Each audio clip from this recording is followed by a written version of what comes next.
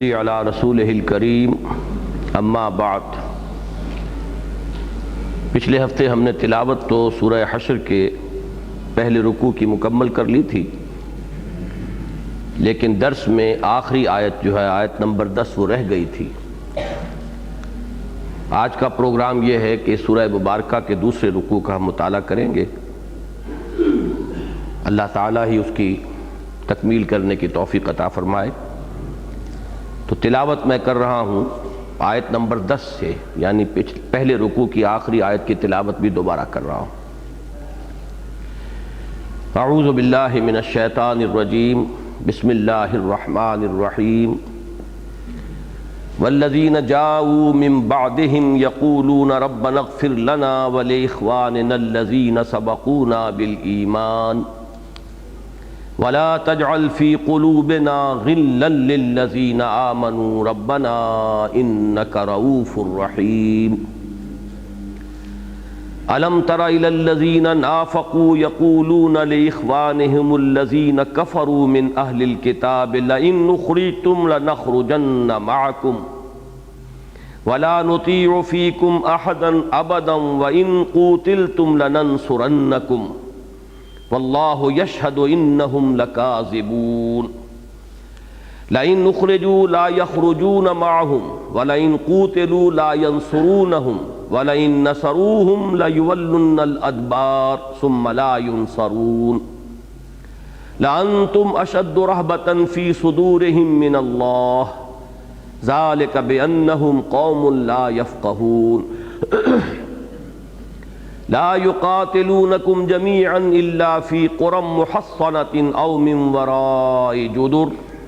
بأسهم بينهم شديد تحسبهم جميعا وقلوبهم شتى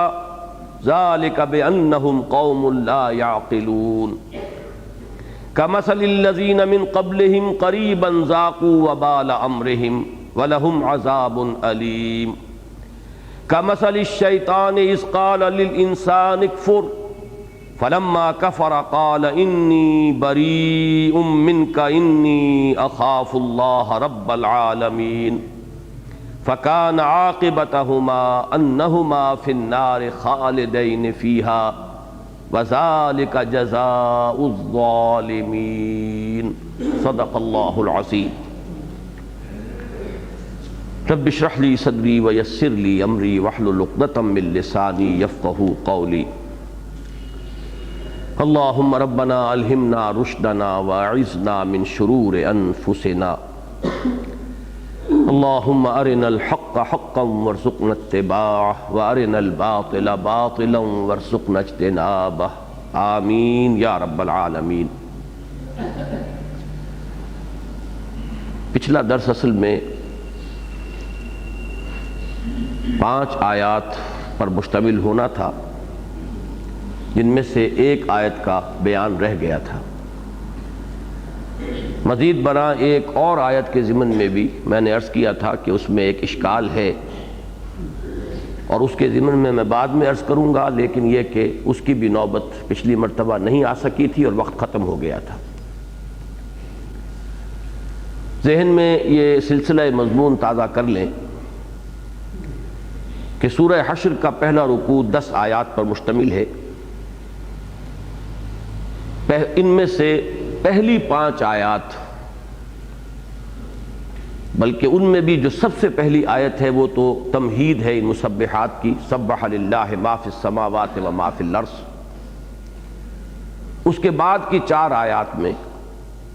غزوہ بنی النضیر کے واقعات کا ایک بڑا اجمالی سا نقشہ سامنے آ گیا۔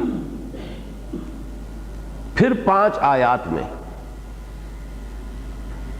فے کے احکام آئے ہیں۔ میں عرض کر چکا ہوں کہ مال غنیمت میں اور مال فے میں کیا فرق ہے، تفصیلاً اس پر پچھلی مرتبہ گفتگو ہو چکی ہے۔ اموال غنیمت کا مسئلہ پہلی مرتبہ پیدا ہوا تھا غزوہ بدر کے بعد، جبکہ اللہ تعالیٰ نے فتح عطا فرمائی اور کثیر مقدار میں مال غنیمت مسلمانوں کے ہاتھ آیا، تو پہلی مرتبہ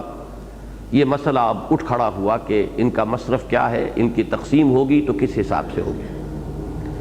چنانچہ اموال غنیمت کا جو حکم ہے شریعت کا، وہ سورہ انفال میں آیا ہے۔ اور یہ جو اموال فے کا معاملہ ہے یہ سیرت مطہرہ علی صاحب الصلاۃ والسلام میں پہلی مرتبہ غزوہ بنی نذیر کے بعد سامنے آیا، جبکہ کسی بڑی جنگ کی نوبت نہیں آئی، صرف محاصرہ ہوا، اور محاصرے کے نتیجے میں جیسا کہ ہم پڑھ چکے ہیں اللہ تعالیٰ نے ایک ایسا رعب یہود کے دلوں میں ڈال دیا، یہود بنی نذیر کے، کہ وہ انہوں نے ہتھیار ڈال دیے اور اپنا معاملہ مسلمانوں کے سپرد کر دیا۔ تو چونکہ باضابطہ جنگ کی نوبت نہیں آئی، لیکن یہ کہ کثیر مقدار میں یہاں اموال جو ہیں وہ حاصل ہوئے مسلمانوں کو، تو اب ان سے ایک دوسری کیٹیگری ہے کہ جو سامنے آئی، یہ اموال فے کہلاتے ہیں۔ اور اموال فے کے مصارف میں اموال غنیمت کے مصارف کے مقابلے میں بڑا بنیادی فرق ہے۔ مال غنیمت کے 5 حصے، جن میں سے صرف ایک حصہ یعنی 1/5 وہ اللہ اور اس کے رسول کے لیے معین کیا گیا تھا، باقی 4 حصے جنگ میں حصہ لینے والوں کے۔ ان میں بھی جیسا کہ میں نے آپ کو بتایا تھا، حضور صلی اللہ علیہ وسلم نے یہ ایک تقسیم کی کہ جو پیادہ لڑنے والے تھے ان کا حصہ اکیلا رکھا، اور جو سوار تھے ان کا حصہ دوہرا۔ اموال فے میں معاملہ اس کے برعکس یہ ہوا کہ یہ کل کا کل اللہ اور اس کے رسول کے لیے، مزید اس میں جو حصہ معین کیا گیا وہ مسلمانوں کے غرباء، محتاج، مساکین۔ تو یہ ایک بہت اہم حکم ہے جو یہاں دیا گیا، اور اسی آیت کے ضمن میں آپ کو یاد ہوگا کہ پچھلی جو یہ 5 آیات تھیں، پہلی آیت میں تو یوں سمجھیے کہ فے کی ڈیفینیشن آ گئی کہ فے کیا ہے۔ وما افاء اللہ علی رسولہ منہم فما اوجفتم علیہ من خیل ولا رکاب ولکن اللہ یسلط رسلہ علی من یشاء واللہ علی کل شیء قدیر۔ بغیر کسی باضابطہ جنگ کے اللہ تعالیٰ جو مال مسلمانوں کو عطا فرما دے وہ اموال فے شمار ہوں گے۔ اگلی آیت میں اب وہ فے کے میں کس کس کا حصہ ہے، تو پہلی آیت جو ہے اس کے بعد اس میں تو عمومی حکم آیا ہے، ما افاء اللہ علی رسولہ من اہل القری، اللہ تعالیٰ ان بستیوں والوں میں سے جس سے بھی جو مال بھی بطرز فے اپنے رسول کو دلوا دے، فللہ، وہ اللہ کے لیے ہیں، وللرسول، اور رسول کے لیے ہیں صلی اللہ علیہ وسلم، ولذی القربى، اور رسول کے قرابت داروں کے لیے ہیں، اور پھر 3 حصے جیسا کہ میں نے عرض کیا، والیتامی والمساکین وابن السبیل، یتیم، مسکین اور مسافر۔ اس کے بعد اہم ترین آیات میں سے ہے وہ ٹکڑا جو اب میں تلاوت کر رہا ہوں۔ میں نے عرض کیا تھا کہ اسلام کا جو معاشی اور اقتصادی نظام ہے اس کے ہدف کو معین کرنے والے الفاظ یہ ہیں قرآن حکیم کے کہ لا یکون دولۃ بین الاغنیاء منکم، ایسا نہیں ہونا چاہیے۔ حکمت تشریع یہ ہے، اللہ تعالیٰ جو چاہتا ہے وہ یہ ہے کہ ایسا نہیں ہونا چاہیے کہ دولت اور سرمایہ معاشرے کے جو صرف دولت مند لوگ ہیں، غنی لوگ ہیں، انہی کے مابین گردش میں رہے، یعنی یہ کہ اس کی گردش ہونی چاہیے پورے معاشرے میں، اس سے استفادہ ہونا چاہیے پورے معاشرے کو۔ تقسیم دولت کا کوئی ایسا غلط نظام نہ ہو کہ جس سے ارتکاز دولت ہو جائے کسی خاص طبقے میں، اور جس کے نتیجے میں ایک طبقہ جو ہے مستقل فقراء کا وجود میں آ جائے۔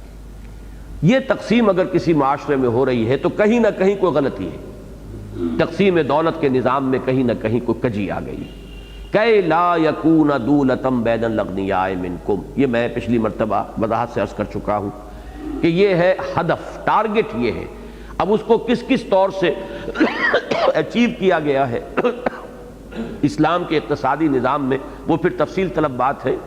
چند اشارات میں نے پچھلی مرتبہ کر دیے تھے۔ اس کے بعد ایک اور آیت، یہ بھی ہمارے دین کی جو روح ہے اس کے اعتبار سے بڑی اہمیت کی حامل ہے، یہ الفاظ وَمَا آتَاكُمُ الرَّسُولُ فَخُذُوهُ وَمَا نَهَاكُمْ عَنْهُ فَانْتَهُوا، جو بھی رسول تمہیں دے دیں صلی اللہ علیہ وسلم اسے لے لو، قبول کرو، بلکہ مضبوطی سے پکڑو، تھامو، اور جس چیز سے بھی وہ تمہیں روک دیں رک جاؤ۔ یہ صرف تقسیم اموال کے ضمن میں نہیں، مال غنیمت یا مال فے کے ضمن میں نہیں، اگرچہ یہاں تو اسی کانٹیکسٹ میں یہ الفاظ آ رہے ہیں، لیکن یہ ہے کہ یہ تو در حقیقت پورے دین کی سمجھیے کہ روح ہے کہ بمصطفیٰ برسا خیش را کے دین ہمہ اوست، اگر بؤ نہ رسیدی تمام بولا بیست۔ واتقوا اللہ ان اللہ شدید العقاب، اتباع رسول کے ساتھ یقیناً جو دوسری بلکہ کہنا چاہیے کہ بنیادی جو دین کی روح ہے وہ اللہ کا تقویٰ ہے۔ اللہ کا تقویٰ اختیار کرو اور جان لو کہ اللہ تعالیٰ سزا میں بھی بہت سخت ہے، جہاں وہ غفور اور رحیم ہے اور تواب اور غفار اور ستار ہے، وہاں وہ شدید العقاب بھی۔ اب ان کے بعد 3 اور مصارف کا بیان آ رہا ہے، انہی اموال فے میں خصوصی حصہ۔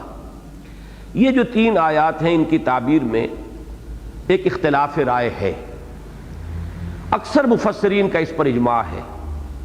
کہ در حقیقت یہ جو للفقراء، یہ لام حرف جار جو یہاں آیا ہے، یہ بعد کی 2 آیات پر بھی داخل ہے، لیکن بعض حضرات نے جو الفاظ ہیں ظاہر بات ہے اس سے تو یہ بھی متبادر ہو سکتا ہے کہ بقیہ 2 آیات کا اس سے تعلق نہ ہو، وہ ایک کلام ہے، مستانف کلام ہے، علیحدہ کلام ہے، اس لیے کہ مبتدا و خبر کی ترکیب وہاں بھی مکمل بن جاتی ہے، لیکن یہ کہ زیادہ اجماع جو ہے وہ اسی پر ہے کہ یہ تینوں آیات اس لام یہ لام استحقاق اس کے ساتھ یہ اس کے تابع ہیں، للفقراء المہاجرین، اور اس کے بعد اگلی آیت والذین اتبعوا الدار، تو اس میں بھی اگر لام کو شامل سمجھا جائے گا تو وللذین اتبعوا الدار، اور آخری آیت جو آج ہمیں پڑھنی ہے والذین جاؤ من بعدہم وللذین جاؤ من بعدہم، اس رائے کے روح سے پھر فیصلہ یہ ہوگا کہ اموال فے میں وہ 6 جو اس کے حقدار معین کیے گئے ہیں اس آیت میں وہ تو ہے مستقل، مزید ان 3 کا بھی حصہ اس میں شامل ہے، اور اس سے گویا کہ قیامت تک آنے والے مسلمانوں کو اس میں شامل کر لیا گیا ہے۔ اس تعبیر سے بہت اہم نتیجہ نکلتا ہے، اور در حقیقت اسی کی بنیاد پر حضرت عمر نے اپنا وہ تاریخی اجتہاد جو ہے وہ کیا تھا رضی اللہ تعالی عنہ، کہ جب بڑے پیمانے پر فتوحات ہوئی ہیں ان کے دور خلافت میں، اور بڑے بڑے ملک جو ہے دارالاسلام میں داخل ہو گئے، عراق فتح ہو گیا، ایران فتح ہو گیا، تو اب ایک بہت بڑا مسئلہ اٹھ کھڑا ہوا کہ انہیں مال غنیمت پر قیاس کریں یا اموال فے پر قیاس کریں۔ اگر مال غنیمت قرار دیتے ہیں تو اس کا تو مطلب یہ ہے کہ جتنے بھی مسلمان تھے فوجی جنہوں نے جنگ میں حصہ لیا تھا ان میں وہ زمینیں بھی تقسیم ہو جانی چاہیے۔ اگر یہ ہو جاتا تو یوں سمجھیے کہ تاریخ انسانی کی سب سے بڑی جاگیرداری کا نظام وجود میں آ جاتا۔ چند ہزار تھے صحابہ کرام تعداد میں وہ جنہوں نے جنگوں میں حصہ لیا تھا، اور کتنے بڑے بڑے یہ ملک تھے، یہ جس کو آپ کہتے ہیں آج بھی دی فرٹائل کریسنٹ،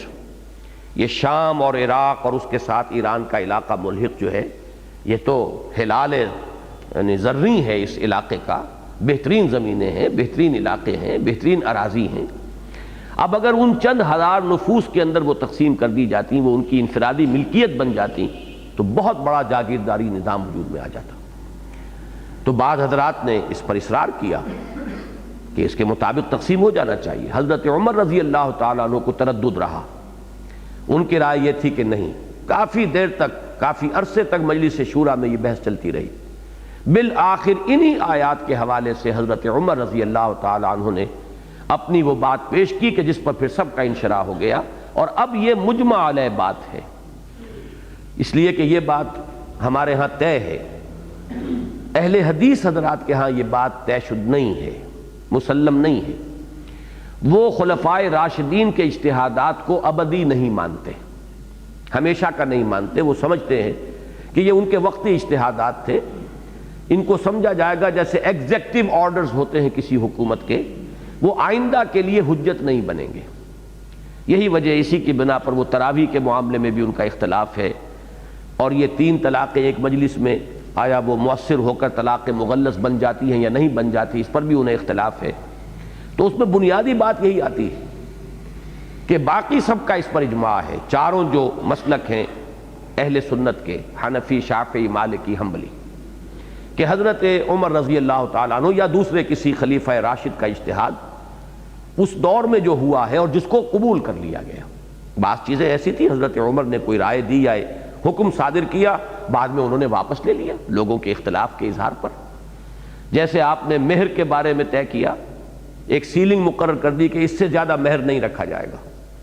لیکن ایک خاتون نے ان سے اس پر مجادلہ کیا. کیونکہ اس سے پہلی صورت ہماری سورہ مجادلہ تھی، اس لیے یہ لفظ میری زبان پر آ گیا. انہوں نے مجادلہ کیا کہ آپ کو کیا حق پہنچتا ہے کہ ہمارے اس حق پر تحدید قائم کریں جس پر نہ اللہ نے کوئی حد لگائی اور نہ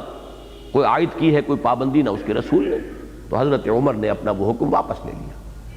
لیکن حضرت عمر ہوں یا حضرت ابو بکر صدیق یا حضرت عثمان، ان میں سے کسی کا وہ اجتہاد کہ جو قبول ہو گیا، گویا کہ اس پر اجماع ہو گیا. اور اجماع تو اصل میں اگر کوئی امکان اس کا ہے تو اسی دور کا اجماع تھا، اس لیے کہ اس وقت تک عالم اسلام ایک وحدت تھی، کہیں ابھی تفرقہ نہیں تھا، ایک سے زیادہ ملک نہیں تھے. آپ کو معلوم ہے کہ بنی امیہ کے دور تک بھی جا کر یہ بات قائم رہی ہے، لیکن بنو عباس کا دور جیسے ہی شروع ہوا 2 حکومتیں ہو گئی، اس لیے کہ اسپین میں بنو امیہ کی حکومت جاری رہی اور باقی جو ہے یہ بنو عباس کی حکومت ہو گئی. تو وہاں سے تو 2 کا سلسلہ شروع ہو گیا. یا حضرت علی کے عہد خلافت میں ایک درمیانی شکل یہ رہی ہے کہ یکجا نہیں ہو سکا نظام حکومت جو ہے، لیکن یہ کہ یہ جو اصحاب ثلاثہ ہیں ہمارے رضی اللہ تعالیٰ عنہم اجمعین، حضرت ابو بکر، حضرت عمر، حضرت عثمان، ان کے زمانے میں عالم اسلام سیاسی انتظامی اعتبار سے بھی ایک وحدت تھا اور کوئی فرقہ بھی نہیں تھا. اس اعتبار سے اس وقت جو اجماع ہو گیا تو وہ تو گویا کہ ایک ایسا اجماع ہے کہ جس کے اجماع ہونے میں کسی شک و شبے کی گنجائش ہی نہیں ہو سکتی. اس پہلو سے حضرت عمر رضی اللہ تعالیٰ عنہ کا وہ اجتہاد جو ہے وہ اب ہمیشہ ہمیش کے لیے ہے کہ اب اس کے بعد جو اصول بنا وہ میں آپ سے عرض کر دوں، اس لیے کہ بات لمبی ہے، کہ مال غنیمت کا اطلاق اس کے بعد ہوا ہے صرف میدان جنگ میں حاصل ہونے والے اموال منقولہ پر، وہ کہ جو موویبل کوئی اشیاء ہوتی ہیں ان پر، اور وہ بھی میدان جنگ میں. یہ نہیں کہ اس کے بعد فرض کیجئے کہیں فتح ہو گئی ہے، اس کے بعد کسی بستی میں داخل ہوئے تو بستی جو ہے اب وہ سارا مال و اسباب وہاں کا اور وہاں کی ساری عورتیں جو ہیں وہ کنیزیں بن جائیں گی. نہیں، جو میدان جنگ میں آئے ہیں لوگ وہ گرفتار ہوں گے تو غلام شمار ہوں گے، اور وہ ان میں اگر کوئی عورتیں ہیں وہ بانیہ شمار ہوں گی، اور جو مال منقولہ ہے موویبل پراپرٹی ہے وہ وہاں پر مال غنیمت شمار ہوگا. باقی اس کے بعد جو کچھ ملتا ہے یا یہ کہ بغیر جنگ کے کوئی صلح کے ذریعے سے جو چیزیں مل جاتی ہیں وہ تمام کے تمام اموال فے ہیں. اور اموال فے اب یوں کہیے جدید اصطلاح میں کہ وہ گویا کہ پوری ملت اسلامیہ کی ملکیت ہے، کسی فرد واحد کی ملکیت نہیں. لہذا طے یہی ہوا کہ ان تمام زمینوں پر جو پہلے سے کاشتکار تھے، وہ چاہے عراقی ہوں، مجوسی ہوں، ایرانی ہوں، کوئی شامی ہوں، وہ کام کرتے رہیں گے. وہ ایک طرح کی موروثی مزارعت قائم ہوئی، لیکن یہ مزارعت انڈیویجولز کے ساتھ نہیں تھی، افراد کے ساتھ نہیں تھی، ریاست کے ساتھ تھی. زمینوں کے اوپر خراج اور افراد کے اوپر جزیہ، یہ سب جائے گا بیت المال میں، اور بیت المال سے سب کو استفادہ ہوگا. پوری ملت اسلامیہ جو ہے وہ اس کے اندر شریک ہے، جو بھی مستحقین ہیں ان کو اس سے مدد دی جائے گی. اس ذریعے سے وہ بہت بڑا آلہ وجود میں آ گیا کہ جو آزاد معیشت کے نتیجے میں جو عدم توازن پیدا ہو سکتا تھا اس کو رفع کر سکتا تھا. کہ یہ اتنی بڑی ایک قوت تھی اب یہ بیت المال کہ اس سے فقراء، مساکین، جو بھی کسی وجہ سے معاشی دوڑ میں پیچھے رہ گئے ہوں، خود مکتفی نہ ہو، اپنے قدموں پر کھڑے نہ ہو سکتے ہوں، ان کی کفالت عامہ جو ہے بیت المال اگر کر سکتا ہے تو انہی اموال کی بنیاد پہ کر سکتا ہے. یہ ہے بہت بڑا معاملہ کہ جو ان 3 آیات کے ضمن میں بعض حضرات نے رائے دی ہے کہ صرف ایک آیت جو ہے وہ تو چونکہ لام اس میں لگا ہوا ہے للفقراء المہاجرین الذین اخرجوا من دیارہم واموالہم، تو اس میں تو اختلاف ہے ہی نہیں کہ بنو النذیر سے جو اموال فے حاصل ہوئے ان میں اللہ تعالیٰ نے ایک خاص حصہ رکھ دیا مہاجرین کا. میں پچھلی مرتبہ بتا چکا ہوں کہ یہ مہاجرین جب آئے تھے تو پہلا حل جو تھا ان کا وہ تو یہی تھا، مواخات حضور نے کرا دی، اور انصار نے کمال ایثار سے کام لیتے ہوئے اپنی زمینیں تقسیم کر دیں، باغات تقسیم کر دیے، اپنے گھر تقسیم کر دیے، یہاں تک کہ وہ واقعہ میں نے آپ کو سنایا کہ ایک انصاری نے اپنے مہاجر بھائی کو لا کر گھر میں کھڑا کر دیا کہ میری 2 بیویاں ہیں، ان میں سے جو تمہیں پسند ہو میں اسے طلاق دے دیتا ہوں تاکہ تم اسے شادی کر لو، اس لیے کہ میں یہ گوارا نہیں کر سکتا کہ میرا گھر اس طرح آباد ہو کہ 2 بیویاں ہوں اور میرے مہاجر بھائی کا گھر جو ہے آباد نہ ہو۔ تو یہ تو ان کا وہ کمال ایثار تھا جس کی کہ اگلی آیت میں پھر اللہ تعالیٰ کی طرف سے اس کی تعریف ہوئی ہے، تحسین ہوئی۔ ان مہاجرین کا معاملہ حضور نے یہ کیا جیسا کہ میں نے پچھلی مرتبہ بتایا کہ انصار سے پوچھ لیا کہ اب 2 شکلیں ہیں، ایک شکل تو یہ ہے کہ تمہارے جو تم نے اموال دیے تھے اپنے مہاجر بھائیوں کو وہ تو تمہیں لوٹا دیے جائیں، اور یہ مال فے جو ہے یہ کل کا کل ان مہاجرین کو دے دیا جائے تاکہ وہ اپنی معاشی زندگی کو استوار کر سکیں، اور دوسری شکل یہ ہے کہ وہ جو ہے وہ آپ کے پاس برقرار رہے، وہ جو آپ نے دیا تھا ان کو ان کے پاس رہے اور اس میں آپ کو بھی حصہ دے دیا جائے۔ تو انصار کا جواب یہ تھا، یہ تاریخی بات ہے، اس کی شاید نظیر دنیا میں کہیں اور نہ مل سکے،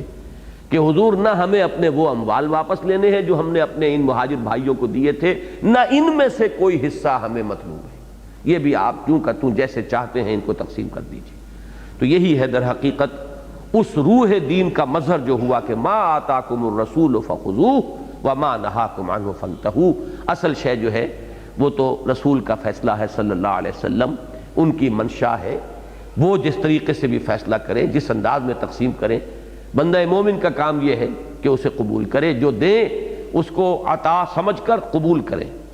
اور بحسن قبول اس کو حاصل کریں، اور جو اللہ کے رسول جس چیز سے روک دیں اس سے وہ رک جائیں۔ فرمایا للفقراء المہاجرین الذین اخرجوا من دیارہم واموالہم ویبتغون فضلا من اللہ ورضوانا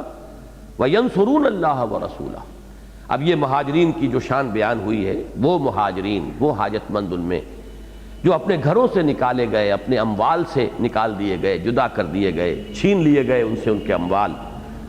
یبتغون فضلا من اللہ، وہ اللہ کے فضل کے متلاشی ہیں، جویا ہے، اور اس سے مراد ہے جنت، ذالک فضل اللہ یؤتیہ من یشاء، ورضوانا، اور اللہ کی رضا کے طالب ہیں، وینصرون اللہ ورسولہ، اور وہ تو سر سے کفن باندھے ہوئے ہیں اور جانے ہتھیلی پر رکھ کر میدان میں آئے ہوئے ہیں اللہ اور اس کے رسول کی مدد کے لیے، یعنی اللہ کے دین کا بول بالا کرنے کے لیے۔ اولئک ھم الصادقون، یہ ہے راست باز، یہ ہے اصل میں صداقت شعار۔ اب وہ آیت آئی والذین تبوؤا الدار والایمان من قبلہم، اب یہ شکل بھی ہو سکتی ہے نحوی اعتبار سے کہ اس کو مبتدا مانا جائے والذین تبوؤا الدار والایمان من قبلہم، اور یحبون من ہاجر الیہم یہاں سے جو ہے خبر بن جائے گی، تو یہ ایک بالکل علیحدہ سا جملہ بنے گا اور کلام مستانفہ اس کو شمار کیا جائے گا۔ لیکن جیسا کہ میں نے عرض کیا اکثر مفسرین کا اس پر اجماع ہے کہ وہ لام کا عمل یہاں بھی داخل ہوگا، وَلِلَّذِينَ تَبَوَّؤُا الدَّارَ وَالْإِيمَانَ مِن قَبْلِهِمْ، یعنی ان اموال فے میں سے حصہ ہے ان کے لیے بھی کہ جو پہلے سے مقیم تھے اس گھر میں، جمے ہوئے تھے، سیٹلڈ تھے، مراد ہیں انصار رضی اللہ تعالیٰ عنہم اجمعین، ان کا بھی اس میں حصہ ہے۔ اس میں جو ایک اشکال ہے وہ میں بھی بعد میں عرض کروں گا، لیکن جو ان کی مدح کے لیے یہاں الفاظ آئے ہیں جیسے مہاجرین کی مدح کی گئی، انصار کی بھی مدح کی گئی۔ یحبون من ہاجر الیہم، نمبر 1، وہ محبت کرتے ہیں ان سے کہ جو ہجرت کر کے ان کے پاس آئے، انہوں نے دل کی تنگی محسوس نہیں کی ہے کہ یہ ہماری معیشت پر بوجھ پڑ گیا ہے، چھوٹی سی بستی تھی، محدود ذرائع تھے، اب اتنی بڑے تعداد میں یہ حضرات آ رہے ہیں، تو تنگی محسوس نہیں کی بلکہ اس کے برعکس محبت۔ یحبون من ہاجر الیہم، نمبر 1، ولا یجدون فی صدورہم حاجۃ مما اوتوا، اور جو کچھ ان مہاجرین کو دیا گیا اس پر وہ اپنے دل میں کوئی تنگی محسوس نہیں کرتے، یہ ان کی دوسری شان۔ وَيُؤْثِرُونَ عَلَىٰ أَنفُسِهِمْ وَلَوْ كَانَ بِهِمْ خَصَاصَةٌ، اور وہ تو اس سے بھی آگے بڑھ کر خود اپنی ضرورتوں پر اپنے ان مہاجر بھائیوں کی ضرورتوں کو ترجیح دینے والے ہیں، اور یہ بھی اس حال میں نہیں کہ وہ غنی ہو، چاہے خود انہیں فقر اور احتیاج لاحق ہو تب بھی وہ ان مہاجرین کو اپنے پر مقدم رکھنے والے ہیں۔ تو یہاں غور کیجئے گا، 3 ہی مختلف الفاظ میں 3 اسلوب تھے کہ جن میں کہ مہاجرین کی مدح کی گئی، اور 3 ہی انداز یہاں آئے ہیں کہ جن میں ان انصار کی مدح کی گئی۔ اب اس میں جو نحوی اشکال ہے وہ یہ ہے کہ والذین تبوؤا الدار والایمان، وہ لوگ کہ جو جگہ پکڑے ہوئے تھے، سیٹلڈ تھے، مستحکم تھے گھر میں، مراد مدینہ منورہ ہے، اور ایمان میں۔ اب ایمان کے لیے یہ لفظ تبوؤ جو ہے، تبوا یا تبوؤ، یہ بوانا، بوا یبوؤ، یہ جو بھی الفاظ آتے ہیں یہ تو کسی زمین میں جمنا، اس بوانا لابراہیم مکان البیت، تو وہ زمین سے تو تعلق درست ہو گیا کہ انصار وہاں پہلے سے مقیم تھے، تقریباً 300-400 برس سے آباد تھے مدینہ منورہ میں۔ یہ میں تفصیل سے بیان کر چکا ہوں کہ یہودی یہاں پہلے آئے تھے، یہ انصار کے قبائل بعد میں آئے ہیں۔ وہ سیل ارم جو آیا ہے، جو یمن میں بہت بڑا سیلاب آیا ہے، اس وقت جو مائیگریشن ہوئی ہے، اس وقت یہ قبائل آ کر یہاں آباد ہوئے۔ یہودی قبیلے جو ہیں یہ تینوں یہ پہلے سے یہاں موجود تھے، لیکن یہ کہ یہ آ کر، اب ظاہر بات ہے جب 3 صدیاں بیت گئیں تو پوری طرح سیٹلڈ تھے، قدم ان کے جمے ہوئے تھے، مضبوطی کے ساتھ وہ زمین میں سیٹلڈ تھے، آباد تھے۔ لیکن ایمان کے لیے یہ لفظ کیسے آیا؟ ایمان کے اندر تو سیٹلمنٹ کا یہ اس طریقے سے عربی زبان کا یہ اسلوب نہیں ہے، یہ لفظ استعمال نہیں ہوتا۔ اس کی 3 تعویلیں ہیں جو امام رازی رحمہ اللہ نے کی ہیں۔ نمبر 1 تو یہ کہ یہاں ایک لفظ محذوف مانا جائے گا، والذین تبوؤا الدار واخلصوا الایمان من قبلہم، جنہوں نے اس گھر میں مدینہ منورہ میں قدم جمائے ہوئے تھے، قرار پکڑا ہوا تھا، جو سیٹلڈ تھے، اور ایمان میں بھی انہوں نے خلوص کا مقام اور مرتبہ حاصل کر لیا تھا۔ ایک تعویل تو یہ ہے، اور اس کے لیے امام رازی نے ایک شعر کوٹ کیا ہے عربی کا کہ یہ عام اسلوب ہے کہ 2 الفاظ کو جمع کر کے لے آتے ہیں، جبکہ اس سے پہلے جو بھی لفظ آ رہا ہو وہ صرف ایک لفظ کے ساتھ مناسبت رکھتا ہے، دوسرے لفظ کے ساتھ مناسبت نہیں رکھتا۔ دوسرے لفظ کے ساتھ جو مناسبت رکھنے والا لفظ ہے وہ محذوف ہو جاتا ہے۔ وَلَقَدْ رَأَيْتُكَ فِي الْوِغَاءِ مُتَقَلِّدًا سَيْفًا وَرُمْحًا، میں نے تمہیں دیکھا تھا میدان جنگ میں کہ تم نے تلوار بھی گردن میں حمائل کی ہوئی تھی اور نیزہ بھی، حالانکہ نیزہ کبھی گردن میں حمائل نہیں کیا جاتا، تلوار تو لٹکائی جاتی تھی، نیزہ تو ہمیشہ ہاتھ میں ہوتا تھا۔ لیکن یہ کہ متقلدن کا لفظ آیا ہے اصل میں تلوار کے لیے، ورمحا یہ اس کے ساتھ آ گیا ہے، لیکن یہ کہ ظاہر بات ہے کہ اس لفظ کا اطلاق رمحا پر نہیں ہوگا۔ سمجھا یہی جائے گا کہ میں نے تمہیں میدان جنگ میں دیکھا تھا اس حال میں کہ تلوار تم نے اپنی گردن میں حمائل کی ہوئی تھی اور ہاتھ میں نیزہ لیا ہوا تھا۔ تو اسی طرح یہاں پر ہوگا والذین تبوؤا الدار واخلصوا الایمان من قبلہم، ایک تعویل۔ دوسری تعویل بڑی پیاری ہے، میں اسی کے لیے اس تفصیل کو بیان کر رہا ہوں کہ امام راضی فرماتے ہیں کہ یہ بھی صحیح ہے کہ انہوں نے ایمان کو واقعی اپنا وطن بنا لیا تھا، جعلوا الایمان مستقرا ووطنا، اور اس کے لیے مثال لائے ہیں کہ جیسے حضرت سلمان فارسی رضی اللہ تعالیٰ عنہ جب ان سے پوچھا جاتا تھا کہ نام کیا ہے آپ کا؟ سلمان۔ اب ایک لفظ جو ہے عربی میں وہ نام پورا ہوتا ہی نہیں، پوچھتے تھے سلمان ابن، بھئی سلمان کس کے بیٹے سلمان؟ تو وہ فرمایا کرتے تھے سلمان ابن اسلام۔ تو جیسے ولدیت اسلام ہو سکتی ہے، ایسے ہی وطن بھی ایمان بن سکتا ہے۔ اور یہ بات وہ ہے جو اقبال کے اس نظم میں مشہور نظم جو ہے وطنیت، اسلام تیرا دیس ہے تو مصطفوی ہے، تمہارا تو وطن ہی اسلام ہے، ایمان ہے، دین ہے۔ تو اس معنی میں تبوؤ کا اطلاق بھی امام راضی فرماتے ہیں کہ اس لفظ، اس فعل کا اطلاق بھی ایمان پر درست ہے، غلط نہیں ہے۔ اور تیسری تعبیر انہوں نے کی ہے کہ یہ واو تفسیری ہے، اور یہاں ایمان سے مراد ہے مدینہ منورہ جو امن کی جگہ ہے، اہل ایمان، سراپا ایمان یا امن کی جگہ، کہ جس میں کہ اب مہاجرین کے لیے وہ امن کی ایک جگہ اور مستقر بن گیا ہے۔ تو گویا کہ دار ول ایمان یہ دونوں کے دونوں مدینہ منورہ کے لیے، اور یہاں درمیان میں واو جو ہے واو عطف نہیں بلکہ واو تفسیری۔ اس میں ایک اور بھی اشکال ہے کہ من قبلہم، ظاہر بات ہے کہ انصار ایمان لانے میں تو مؤخر ہے مہاجرین پر، متقدم تو نہیں ہے۔ پہلے تو ایمان لائے ہیں مہاجرین، انصار تک تو ایمان کی دعوت پہنچی ہے کم و بیش 10 برس بعد، سن 10 نبوی کے بعد 11 نبوی میں، یعنی وحی کے آغاز کے 11ویں سال جا کر 6 انصاری جو تھے مدینے کے 6 اشخاص وہ ایمان لائے ہیں حضور پر۔ اور وہ ایک عقبہ ایک گھاٹی ہے منا کی، حج کے موسم میں وہاں ملاقات ہوئی، وہ ایمان لے آئے۔ اگلے سال پھر وہ 12 تھے، اس سے اگلے سال جب آئے ہیں تو وہ 72 تھے، 72 مرد 3 عورتیں، اور پھر وہ بیعت عقبہ ثانیہ ہوئی، اور اس کے بعد حضور صلی اللہ علیہ وسلم اور مسلمانوں کے لیے ہجرت کا دروازہ کھل گیا مدینے کی طرف۔ تو ظاہر بات ہے کہ جو لوگ حضرت ابوبکر صدیق تو ایمان میں 10 برس تو متقدم ہو گئے نا، تو یہاں تو آیا ہے کہ والذین تبوؤا الدار والایمان من قبلہم،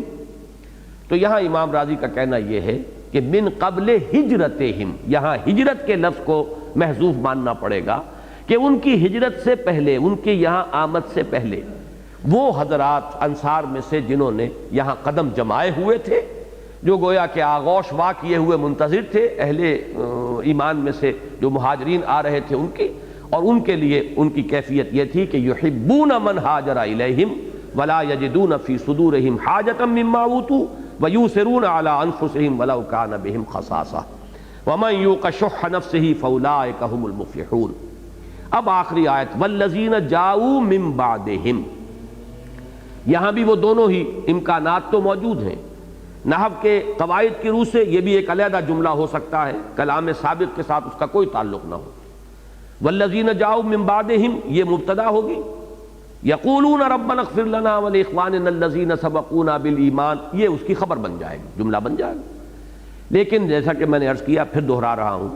کہ اکثر مفسرین کا اس پر اجماع ہے، اور اس کی اس لیے اہمیت بہت زیادہ ہے کہ اسی آیت کا حوالہ دیا تھا حضرت عمر فاروق نے اپنے اس اہم ترین اجتہاد پر جس پر رد و قضا ہوتی رہی، اختلاف رائے رہا،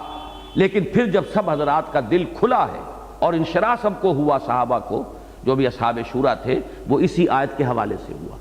اور اس کی روح سے یہ لازم آتا ہے کہ اسی لام حرف جار جو ہے لام استحقاق، اس کے ساتھ اس کو بھی اس کے تابع مانا جائے، وَلِلَّذِينَ جَاءُوا مِن بَعْدِهِمْ۔ اب باقی جو ہے یہ ان کی شان ہے، ان کی حالت ہے، ان کی کیفیت ہے، ان کی نعت ہو رہی ہے، یعنی ترجمہ یہ کیا جائے گا اور مال فے ان کے لیے بھی ہے جو ان کے بعد آئے۔ اب یہ تا قیام قیامت جو بھی مسلمان آئیں گے وہ گویا کہ سب کے سب اس آیت کی ذیل میں آ گئے، ان سب کا حصہ اس میں شامل ہے۔ تو یہ گویا کہ میں عرض کر رہا ہوں ایک لفظ ذرا ڈرتے ڈرتے کہیں اس پر اعتراض آپ نہ کریں، یہ اجتماعی ملکیت کا سب سے پہلا فیصلہ ہے جو دنیا میں ہوا ہے، اور اس اہتمام کے ساتھ ہوا ہے، اس شد و مت کے ساتھ ہوا ہے کہ یہ زمینیں تمام جتنے مفتوحہ علاقے ہیں مسلمانوں کے جو بزور شمشیر فتح ہوئے ہیں، وہ کسی فرد کی ملکیت نہیں ہے بلکہ وہ مسلمانوں کی اجتماعی ملکیت ہے۔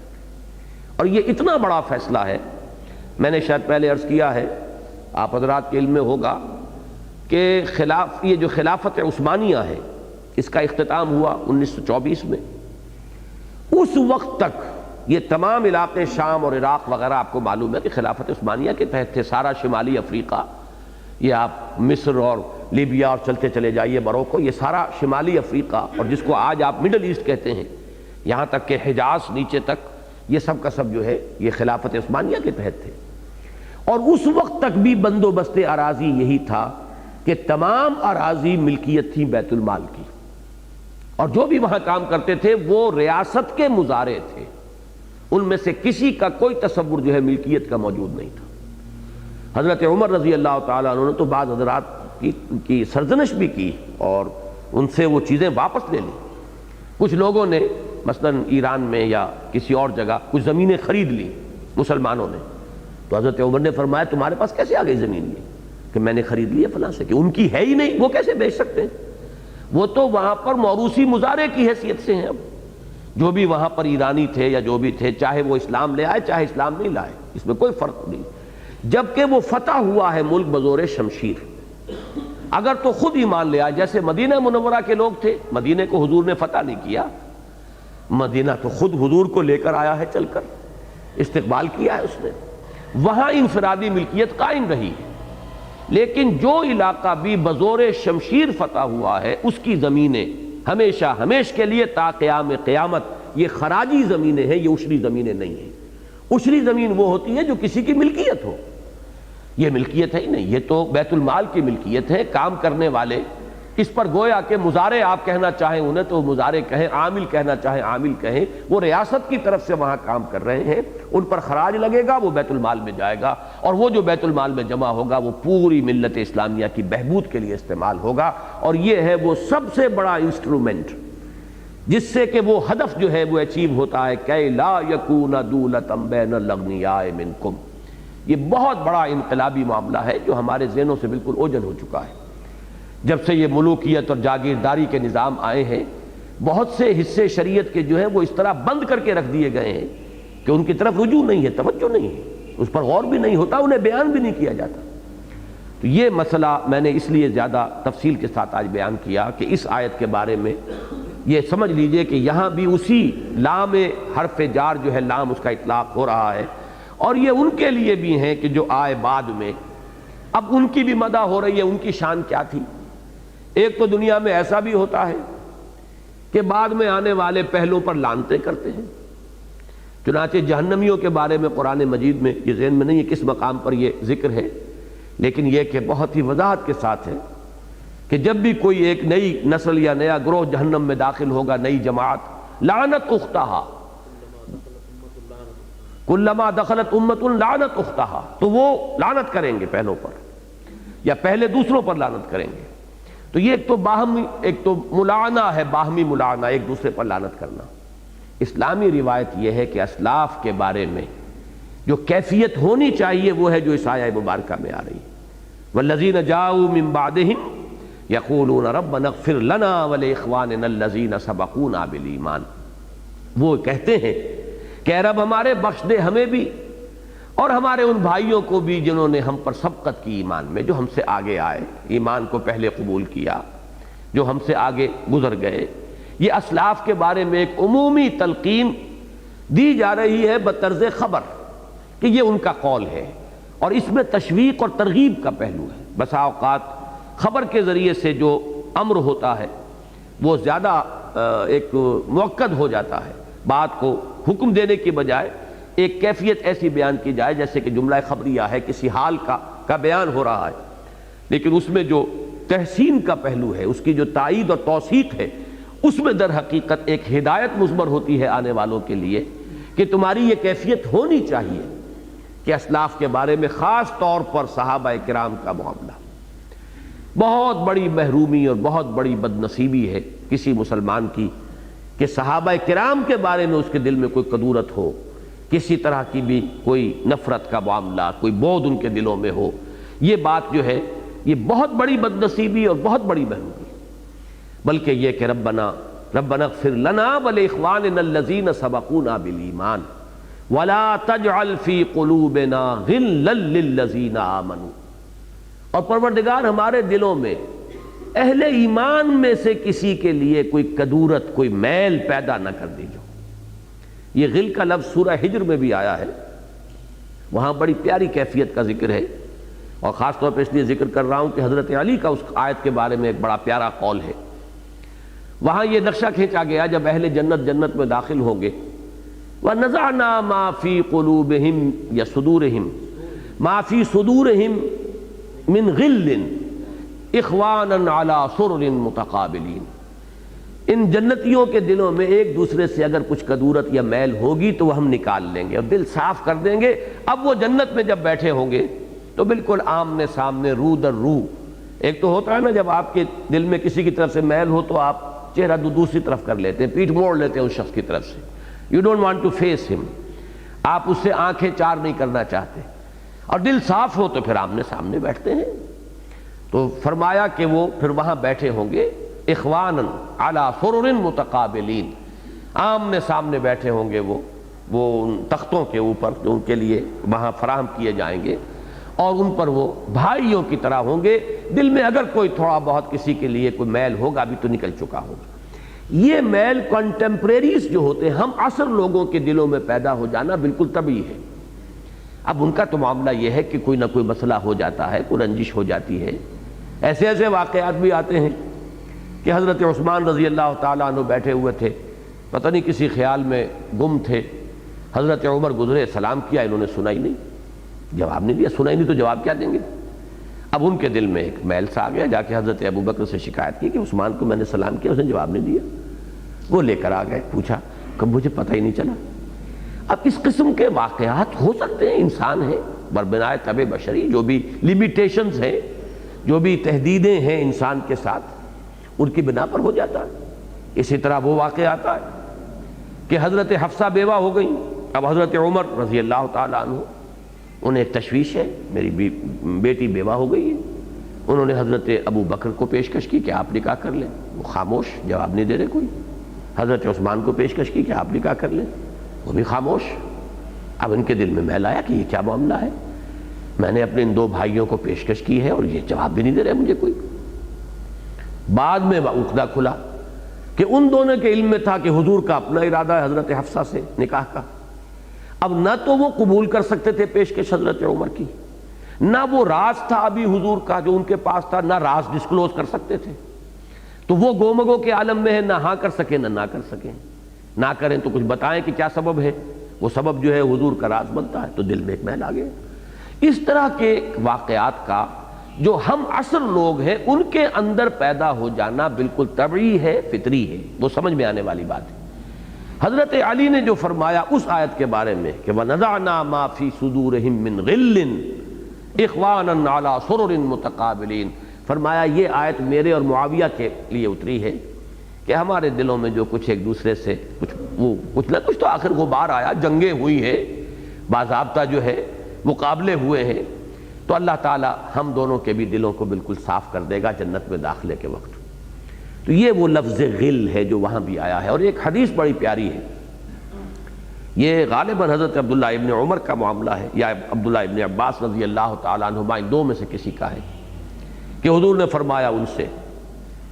کہ ان کنت تقدر علی ان تصبح وتمسی ولا یکون فی قلبک غل لاحد فافعل،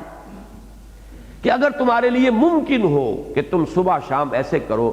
کہ کسی کے لیے دل میں کوئی کدورت اور میل نہ ہو، اگر کر سکو تو کرو، یہ کرنے کا کام ہے۔ اب اس کا کیا عملی طریقہ ہوگا کہ آدمی روزانہ رات کو اپنے دل کا جائزہ لے لیا کرے کہ اپنے کسی بھائی کی طرف سے کوئی میل، کوئی اس کی طرف سے کوئی کپٹ دل میں، کوئی اس طرح کی رنجش ہے، تو اس کو شعوری طور پر معاف کر کے اپنے دل کو صاف کر کے سوئے۔ اور یہاں بھی جو الفاظ ہیں کہ اگر تمہارے لیے ممکن، ان کنت تقدر، آسان کام نہیں ہے یہ، لیکن اگر کر سکتے ہو تو ضرور کرو، ہے کرنے کا کام، فافعل، ضرور کرو۔ تو یہ معاملہ تو کنٹمپریریز کا ہے۔ تو جہاں تک اسلاف کا معاملہ ہے معاذ اللہ، اس میں تو جیسا کہ میں نے عرض کیا بڑی محرومی اور بڑی ہی بد نصیبی اور بد قسمتی ہے اگر ان کے معاملے میں ہماری زبانیں جو ہیں بے لگام ہو جائیں، اور ہم جس طریقے سے جیسے سورہ حجرات میں الفاظ آئے ہیں وَلَا تَجْهَرُوا لَهُ بِالْقَوْلِ كَجَهْرِ بَعْضِكُمْ لِبَعْضٍ أَن تَحْبَطَ أَعْمَالُكُمْ وَأَنْتُمْ لَا تَشْعُرُونَ، تو وہ شدت تو نہیں، لیکن بہرحال اسی کا عکس سمجھیے کہ صحابہ کرام کے بارے میں بھی اگر ہم جیسے کسی اور کے بارے میں بات کر دیتے ہیں، یہ انداز اگر اختیار کریں گے تو واقعتاً میں سمجھتا ہوں کہ اسی آیہ مبارکہ کا ایک عکس یہاں بھی اس کا اطلاق ہوگا، ان تحبط اعمالکم وانتم لا تشعرون، کہ تمہارے تمام اعمال حبط ہو جائیں، اکارت ہو جائیں، تم اس کا شعور تک نہ ہو۔ البتہ یہ ضرور ہے کسی محقق کے لیے، کسی طالب علم کے لیے کسی وقت کسی صحابی کی کسی رائے سے اختلاف یا ان کے کسی فیصلے کے بارے میں یہ اظہار رائے کہ میرے نزدیک وہ صحیح نہیں تھا، یہ کوئی حرام نہیں ہوگا، اس لیے کہ ہمارے نزدیک صحابہ کرام معصوم نہیں ہیں۔ معصومیت خاصہ نبوت ہے، نبوت ختم، معصومیت ختم۔ خطا کا امکان موجود ہے لیکن خطا اجتہادی۔ صحابہ کرام کے بارے میں یہ بات یقین کے ساتھ دل میں بیٹھنی چاہیے کہ وہاں خطا اجتہادی ہو سکتی ہے، کسی بدنیتی کی وجہ سے نہیں ہو سکتی، اس لیے کہ اس کا جو ہے سارا ناوک نے تیرے سید نہ چھوڑا زمانے میں، اس کی زد پڑتی ہے محمد الرسول اللہ پر صلی اللہ علیہ وسلم، اس لیے کہ درخت تو پھل سے پہچانا جاتا ہے۔ اگر صحابہ کرام کا تزکیہ نفس نہیں ہوا تو ناکام کون ہے؟ وہ تو مزکی ناکام ہوئے، پھر معاذ اللہ ثم معاذ اللہ۔ ایک کلاس ہے وہ فیل ہو گئی پوری کی پوری، تو مورد الزام کون ہوگا؟ استاد ہوگا۔ اس لیے کہ کوئی ایک دو فیل ہو جائے تو ٹھیک ہے، لیکن یہ کہ پوری کی پوری کلاس صاف ہو جائے تو سارا الزام کس پر آئے گا؟ استاد پر آئے گا۔ تو اصل میں جو یہ معاملہ ہے اسی لیے وہ آتا ہے کہ جو من احبہم فبحبی احبہم، ومن ابغضهم فببغضی ابغضهم، کہ میرے صحابہ کا معاملہ یا لا فی اصحابی لا تتخذوهم غرضا من بعدی، اور اس میں الفاظ صاف ہے، بڑی صحیح ہے، منطق صحیح ہے، بالکل صغرا کبرا درست ہے۔ جو بھی ان سے محبت کرتا ہے وہ میری محبت کی وجہ سے محبت کرتا ہے۔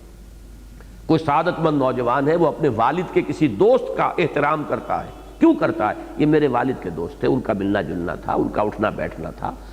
ان سے مراسم تھے ان کے، اس لیے کرتا ہے، اپنے والد کے احترام کے حوالے سے ان کے دوست کی۔ اب یہ معاملہ حضور کے صحابہ،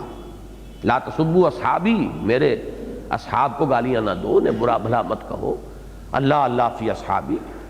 اللہ سے ڈرو، اللہ کا تقوی اختیار کرو میرے اصحاب کے بارے میں۔ من احبہم فبحبی احبہم ومن ابغضہم فببغضی ابغضہم، جو کوئی ان سے محبت کرے گا یا کرتا ہے وہ میری محبت کے نتیجے میں کرتا ہے یا کرے گا، اور جو کوئی ان سے بغض رکھتا ہے یا رکھے گا وہ بھی میری محبت، میرے بغض کی وجہ سے، اصل بغض مجھ سے ہوگا،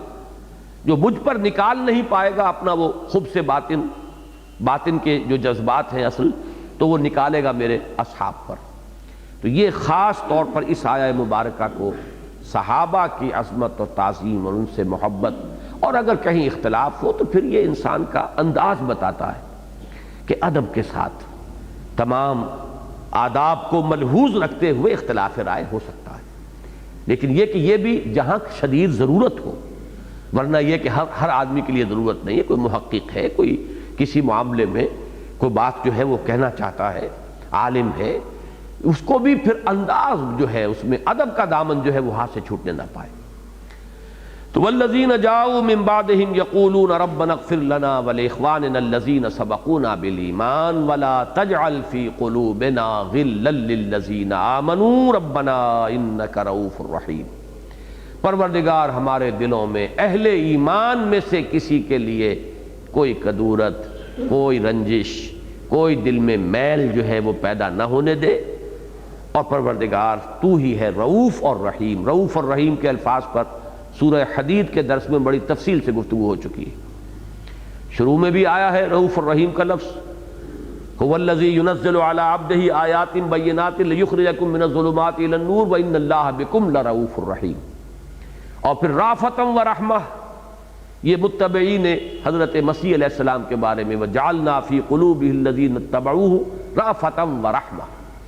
تو میں یہاں پہ اب اس کی مزید شرح نہیں کروں گا۔ رافت دل کی نرمی، رحمت کسی کی خیر خواہی کا جو جذبہ ابھرتا ہے دل کی نرمی سے، یہ نسبت ہے، ان دونوں میں تعلق ہے کہ کسی کے دکھ کو، درد کو آپ محسوس کریں گے تو پھر آپ کے اندر ایک جذبہ ابھرے گا، اس کا کئی مداوع کرنے کی کوشش، اس کو کہیں کوئی مدد پہنچانے کی کوشش۔ تو ان دونوں کو جب جوڑیں گے تو یہ نسبت اس میں بنے گی کہ رافت ہے، مہربانی کا ترجمہ اس کے لیے کر دیا جاتا ہے، شفقت فرمانے والا اور مہربان ہے۔ تو ان دونوں میں یہ نسبت ہے، اور اسی لیے یہ ایک جوڑے کی طرح یہ دو الفاظ یا صفات کی شکل میں آئیں گے، اور یا یہ کہ وہ الف لام داخل ہو جائے گا تو اللہ کے اسماء الحسنی میں ان کا شمار ہوگا۔ یہاں یہ پہلا رکوع ختم ہوا۔ دوسرا رکوع جو ہے 7 آیات پر مشتمل ہے، اور مجھے توقع ہے آج ہم اس کو پڑھ لیں گے انشاءاللہ۔ اس کی وجہ یہ ہے کہ منافقین کا جو کردار تھا اس کے بارے میں تفصیل سے گفتگو سورہ مجادلہ میں ہو چکی ہے۔ میں 2-3 جملے اس کے بارے میں اس وقت صرف دہراؤں گا کہ نفاق کا جہاں بھی ذکر آتا ہے قرآن مجید میں، ایک بہت بڑا حجاب جو ہم پر طاری ہو جاتا ہے ان آیات کے سمجھنے میں، وہ یہ ہے کہ ہم یہ سمجھ بیٹھتے ہیں کہ یہ منافقین جو ہیں یہ سب کے سب شعوری منافق تھے، جان بوجھ کر منافق تھے۔ یہ بہت بڑا مغالطہ ہے۔ شعوری منافق کہ جو گویا کہ فیصلے کے تحت، اپنے ارادے کے تحت دھوکہ دے رہا ہو، وہ بہت کم ہوتے تھے۔ وہ جس کی مثال ایک آتی ہے کہ یہود میں سے کچھ لوگوں نے ایک سازش کی کہ صبح کو ایمان لاؤ اور شام کو مرتد ہو جاؤ۔ اب وہ آئے ہی داخل ہی ہوئے اس نیت سے کہ شام کو ہمیں واپس چلے جانا ہے، تو ظاہر بات ہے کہ کوئی ایک لحظہ بھی ان پر ایمان کا نہیں گزرا، ضعیف ترین ایمان بھی انہیں ایک لمحے کے لیے بھی حاصل نہیں ہوا۔ اسی طرح کا معاملہ اس دور میں ہو سکتا ہے کہ کوئی شخص جاسوس کی حیثیت سے، کوئی ہندو جو ہے وہ پاکستان میں آئے مسلمان بن کر، ختنہ بھی کرا کے آئے گا، نماز بھی یاد کر کے آئے گا۔ بعض ایسی رپورٹس آپ نے پڑھی ہوں گی اخبارات میں کہ سرحدی دیہات میں باقاعدہ امامت کراتا رہا ایک شخص مسجد میں، معلوم ہوا کہ وہ ہندو اور وہ تھا ایک جاسوس۔ اب ظاہر بات ہے اسے معلوم ہے اپنی حقیقت کہ میں نے یہ اسلام کا لبادہ اوڑھا ہوا ہے، اسلام یا ایمان کی حقیقت کی کوئی رمق اسے ایک لہجے کے لیے بھی حاصل نہیں۔ یہ ہے مثالیں موجود، لیکن شاذ کے درجے میں۔ منافق جو تھے اصل، وہ در حقیقت کون تھے؟ یا تو یہ کہ لائے ایمان نیک نیتی سے، لیکن اب جو اس کے تقاضے سامنے آئے تو وہ ان کے اوپر گراں گزرے۔ اب تن من دھن لگا دو، جان لگا دو، مال کھپا دو، میدان میں نکلو، جان ہتھیلی پر رکھو، بلاوا آ رہا ہے، تپتی راہیں مجھ کو پکاریں، دامن پکڑے چھاؤں گھنیری۔ یہ اس تذبذب کے اندر مبتلا ہو جانے والے لوگ، یا یہ کہ ایمان لاتے وقت ان کا کوئی شعوری فیصلہ تھا ہی نہیں۔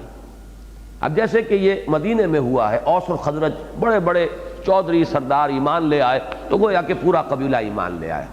کوئی شعوری طور پر کوئی چوائس، ہر شخص کا انڈیویجول چوائس وہاں پر سب لوگوں کا صاف نظر آتا ہے کہ اس انداز کا نہیں تھا جیسے کہ ایک ایک دانہ جو کہ مکی دور میں جو جمع ہوا ہے، جو کھلیان محمد الرسول اللہ کا وہ مکی کھلیان ہے، اس میں تو ایک ایک دانہ جو آیا ہے وہ اپنے بڑے سوچ سمجھ کر فیصلہ کر کے، ہرچے باد آباد ماں کشتی درآب انداختیم، یہ فیصلہ کر کے اس نے کلمہ شہادت زبان سے نکالا کہ اب جو بھی ہو جان جاتی ہے تو جائے، یہ حق ہے جو مجھے قبول کرنا۔ تو زمین و آسمان کا فرق ہے۔ یہی معاملہ ہے سورہ حجرات کی اس آیت میں جو سامنے آتا ہے، قالت الاعراب آمنا قل لم تؤمنوا ولكن قولوا اسلمنا ولما يدخل الايمان في قلوبكم۔ اب ظاہر بات ہے اس قسم کے لوگ جو ہیں، اب ان میں جب وہ کیفیت پیدا ہوئی کہ اب آؤ، مطالبہ ہے، تقاضا ہے دین کے لیے، تو جو کمزوری کا ظہور ہوا، پہلا سٹیپ تو یہ ہے کہ انسان مان لے کے قصور ہوا، کمی رہ گئی، تقصیر ہے، حضور آپ بھی معاف فرما دیں، آپ اللہ سے بھی استغفار کریں کہ وہ بھی ہمیں معاف فرما دے۔ جب تک اپنی کمی، کوتاہی، تقصیر کا اعتراف رہے، یہ نفاق نہیں ہے بلکہ اس کو صرف ضعف ایمان کہیں گے۔ لیکن اب آتا ہے معاملہ، پہلی سٹیج جب جھوٹ بولنا شروع کیا، جھوٹے بہانے بنانے شروع کیے، یہ جو اعتذار یعتذرون الیک، بہانے بنا رہے۔ اس سے اگلی سٹیج آتی ہے جب کہ بہانے بناتے بناتے آدمی سمجھتا ہے کہ اب تو اعتبار ہی ختم ہو جائے گا، جھوٹی قسمیں کھانی شروع کرتے ہیں۔ اتخذوا ایمانہم جنۃ فصدوا عن سبیل اللہ، انہوں نے اپنی قسموں کو ڈھال بنا لیا ہے۔ اور اس سے اگلی سٹیج ہوتی ہے کہ جس میں اب ان کے دل میں ایک کدورت پیدا ہو جاتی ہے مومنین صادقین کے خلاف، اور ان کے جو بھی رہنما ہیں، ان کے لیڈر ہیں، اور جو اس وقت محمد الرسول اللہ صلی اللہ علیہ وسلم تھے، کہ انہوں نے ہمیں اس مشکل میں مبتلا کر دیا۔ یہ بھی ایک بڑی نفسیاتی سی حقیقت ہے، آسانی سے سمجھ میں آ جاتی ہے کہ اگر کسی وقت کوئی کال آئی، کوئی پکار آئی، کچھ لوگ اٹھ کر لپٹ گئے فرض کی پکار پر، واپس نہیں پھیرا کوئی فرمان جنوں کا، تنہا نہیں لوٹی کبھی آواز جرس کی، اور کچھ بیٹھے رہ گئے۔ تو جو بیٹھے رہ گئے وہ نمایاں ہوئے انہی کی وجہ سے کہ جو روانہ ہو گئے۔ سب بیٹھے رہتے تو وہ یکساں ہو جاتے، بات ایک جیسی رہتی، جس کی مثال میرے سامنے آ رہی ہے کہ صلح حدیبیہ کے وقت حضور نے فرمایا کہ اٹھو، اب احرام کھول دو، قربانیاں یہیں کر دو، ایک بھی نہیں اٹھا، تو ظاہر بات ہے کہ کوئی امتیاز نہیں ہوا۔ لیکن کچھ اٹھ جاتے اور کچھ بیٹھے رہتے، اب امتیاز ہو جاتا۔ تو یہ جو امتیاز ہو جاتا تھا کہ مومنین صادقین تو جیسے ہی پکار آئی حاضر لبیک، اور کچھ لوگ بیٹھے رہ گئے، انہیں غصہ آتا تھا کہ ان کی مت ماری گئی ہے، ان کا دماغ خراب ہو گیا ہے، انہیں کوئی اپنے نفع نقصان کا کوئی احساس نہیں رہا، یہ تو بالکل بے وقوف لوگ ہو گئے، فینیٹکس ہو گئے، دیوانے ہو گئے۔ اسی لیے لفظ صفحاء وہ استعمال کرتے تھے، اذا قیل لهم آمنوا كما آمن الناس قالوا انؤمن كما آمن السفهاء الا انهم هم السفهاء ولكن لا يعلمون۔ ہم ان بے وقوفوں کی طریقے سے تو ایمان نہیں لا سکتے کہ اپنے نفع نقصان کا کوئی خیال ہی نہ رہے۔ آخر سوچ سمجھ کے چلنا چاہیے، دائیں بائیں دیکھ کر چلنا چاہیے، سیفٹی فرسٹ، اپنا تحفظ جو ہے کرتے ہوئے پھر آدمی قدم بڑھائے۔ یہ تو معلوم ہوتا ہے کہ بالکل دیوانے ہو گئے۔ یہ ہے اصل میں وہ کشمکش۔ اس مرحلے پر پھر صورت یہ ہو جاتی ہے کہ جو باہر کا دشمن ہے اس کے ساتھ کچھ نہ کچھ ساز باز شروع ہو جائے گی۔ میں نے پچھلی مرتبہ بھی عرض کیا تھا کہ جب تک دین کا یہ حرکی تصور، ڈائنامک کانسیپٹ سامنے نہ ہو، نفاق کی حقیقت سمجھ میں نہیں آ سکتی۔ کیوں ان کی دوستی ہوتی تھی یہود کے ساتھ، کیوں کفار کے ساتھ ساز باز ہوتی تھی؟ یہ جو حرکی تصور ہے کہ ہوتے ہوتے اب دو بالکل نمایاں ہو گئے، ایک حزب اللہ ہے، ایک حزب الشیطان، جیسے کہ سورہ مجادلہ میں اولئک حزب الشیطان اور یہ اولئک حزب اللہ۔ اب یہ دو حزب ہیں آمنے سامنے۔ اب جو لوگ تو ہے کمیٹڈ، ہرچہ باد آباد ماں کشتی درا انداختیں، ان کے لیے تو کوئی مسئلہ نہیں، لیکن جو اس طرح کے متردد ہیں، مترددین، متذبذبین، مذبذبین بین ذالک، لا الہ ہؤلاء ولا ہؤلاء ولا الہ ہؤلاء، ان کے لیے لازم یہ ہو جاتا تھا کہ جس کو آپ انگریزی میں کہتے ہیں not to keep all the eggs in one basket۔ یہ تو وہ آدمی کام کرتا ہے اپنے سارے انڈے ایک ٹوکری میں جسے کوئی خدشہ نہیں کہ میری ٹوکری گر کر ٹوٹ جائے گی، یا اس کو اس کی کمٹمنٹ اتنی ہے کہ ٹوٹ جائے تو ٹوٹ جائے، کوئی پرواہ نہیں، وہ دونوں صورتوں کو برابر سمجھتا ہو۔ قل هل تربصون بنا الا احدى الحسنيين، دونوں صورتیں ہمارے لیے یکساں جو ہے پسندیدہ ہیں، خوش آئند ہیں۔ ہم سب شہید ہو جائیں تب بھی کامیاب، اور ہم اگر کامیاب ہو کر فتح مند ہو کر واپس آ گئے تب تو تم بھی مانو گے کہ ہم کامیاب، لیکن ہمارے لیے تو گھاٹا کوئی ہے ہی نہیں۔ ان کے لیے تو کوئی اس معاملے کے اندر تردد کی ضرورت نہیں، لیکن جن کی بات ہی ہے تحفظ، بچ بچ کر چلنا، من الناس من یعبد اللہ علی حرف، اب وہ تو ظاہر بات ہے کہ یہ چاہیں گے کہ کچھ نہ کچھ دوستیاں وہاں بھی رکھیں، کچھ لائزون ہمارا وہاں بھی رہے۔ ابھی دیکھنا ہے پتہ نہیں کون سا پلڑا اٹھتا ہے، کون سا نیچے بیٹھتا ہے، اونٹ کس کروٹ بیٹھتا ہے، تیل دیکھو، تیل کی دھار دیکھو، کیا پتہ کیا ہو جائے۔ لہٰذا ان کے ساتھ بھی کچھ نہ کچھ اپنا لائزون برقرار رکھو، دوستی ہو، کچھ گڈ ول ہو۔ اگر انہیں فتح ہو جائے تب ہم کہیں گے ہم تمہارے ساتھ تھے، تمہارا ساتھ تعاون کرتے رہے، تمہیں مسلمانوں کی خبریں پہنچاتے رہے، ہم نے تو تمہارے ہر موقع پر مدد کی ہے، لہٰذا ہمیں ان مسلمانوں کے ساتھ شامل نہ سمجھو کہ جن پر تمہیں غلبہ حاصل ہو گیا ہے۔ اور مسلمانوں کو غلبہ حاصل ہو جائے تو بہرحال ہم نے کلمہ شہادت پڑھا ہوا ہے، محمد کے ساتھ ہمیں نمازیں تو پڑھتے ہی ہیں مسجد نبوی میں۔ اب عبداللہ ابن ابی جو ہے وہ تو صف اول میں کھڑے ہو کر نماز پڑھتا تھا، لہٰذا وہ دونوں طرف اپنا معاملہ جو ہے وہ برقرار رکھنا چاہتے تھے۔ یہ ہے اصل میں پس منظر۔ اس پس منظر کو سمجھیے تو اب یہ آیات بہت ہی آسان ہو جائیں گی، آیتیں ساتھ ہیں لیکن انشاءاللہ بڑی آسانی سے ہم انہیں پڑھ لیں گے۔ ان میں جو ہے فرق تعویل کا ایک ہے، اس کو سمجھ لیں، چونکہ یہاں انداز اس طور سے بیان ہو رہا ہے کہ جیسے یہ کہ مستقبل کے لیے کوئی بات کہی جا رہی ہے، لہذا بعض لوگوں نے یہ سمجھا ہے کہ غزوہ بنی نذیر کا تذکرہ تو ختم ہو چکا، اموال فے کے احکام جہاں ختم ہوئے وہاں غزوہ بنی نذیر کا ذکر ختم ہو چکا، اب یہ بنو قریظہ کے ساتھ ساز باز شروع ہوئی ہے منافقین کی، عبداللہ ابن ابی کی۔ انہیں بنو قریظہ کو بھی اب تیسرا قبیلہ وہی رہ گیا تھا، میں نے پہلے دن آپ کے سامنے بیان کر دیا تھا، 3 قبیلے تھے۔ بنو قینقاع، ان کا معاملہ پہلے چک چکا غزوہ بدر کے متصلاً بعد،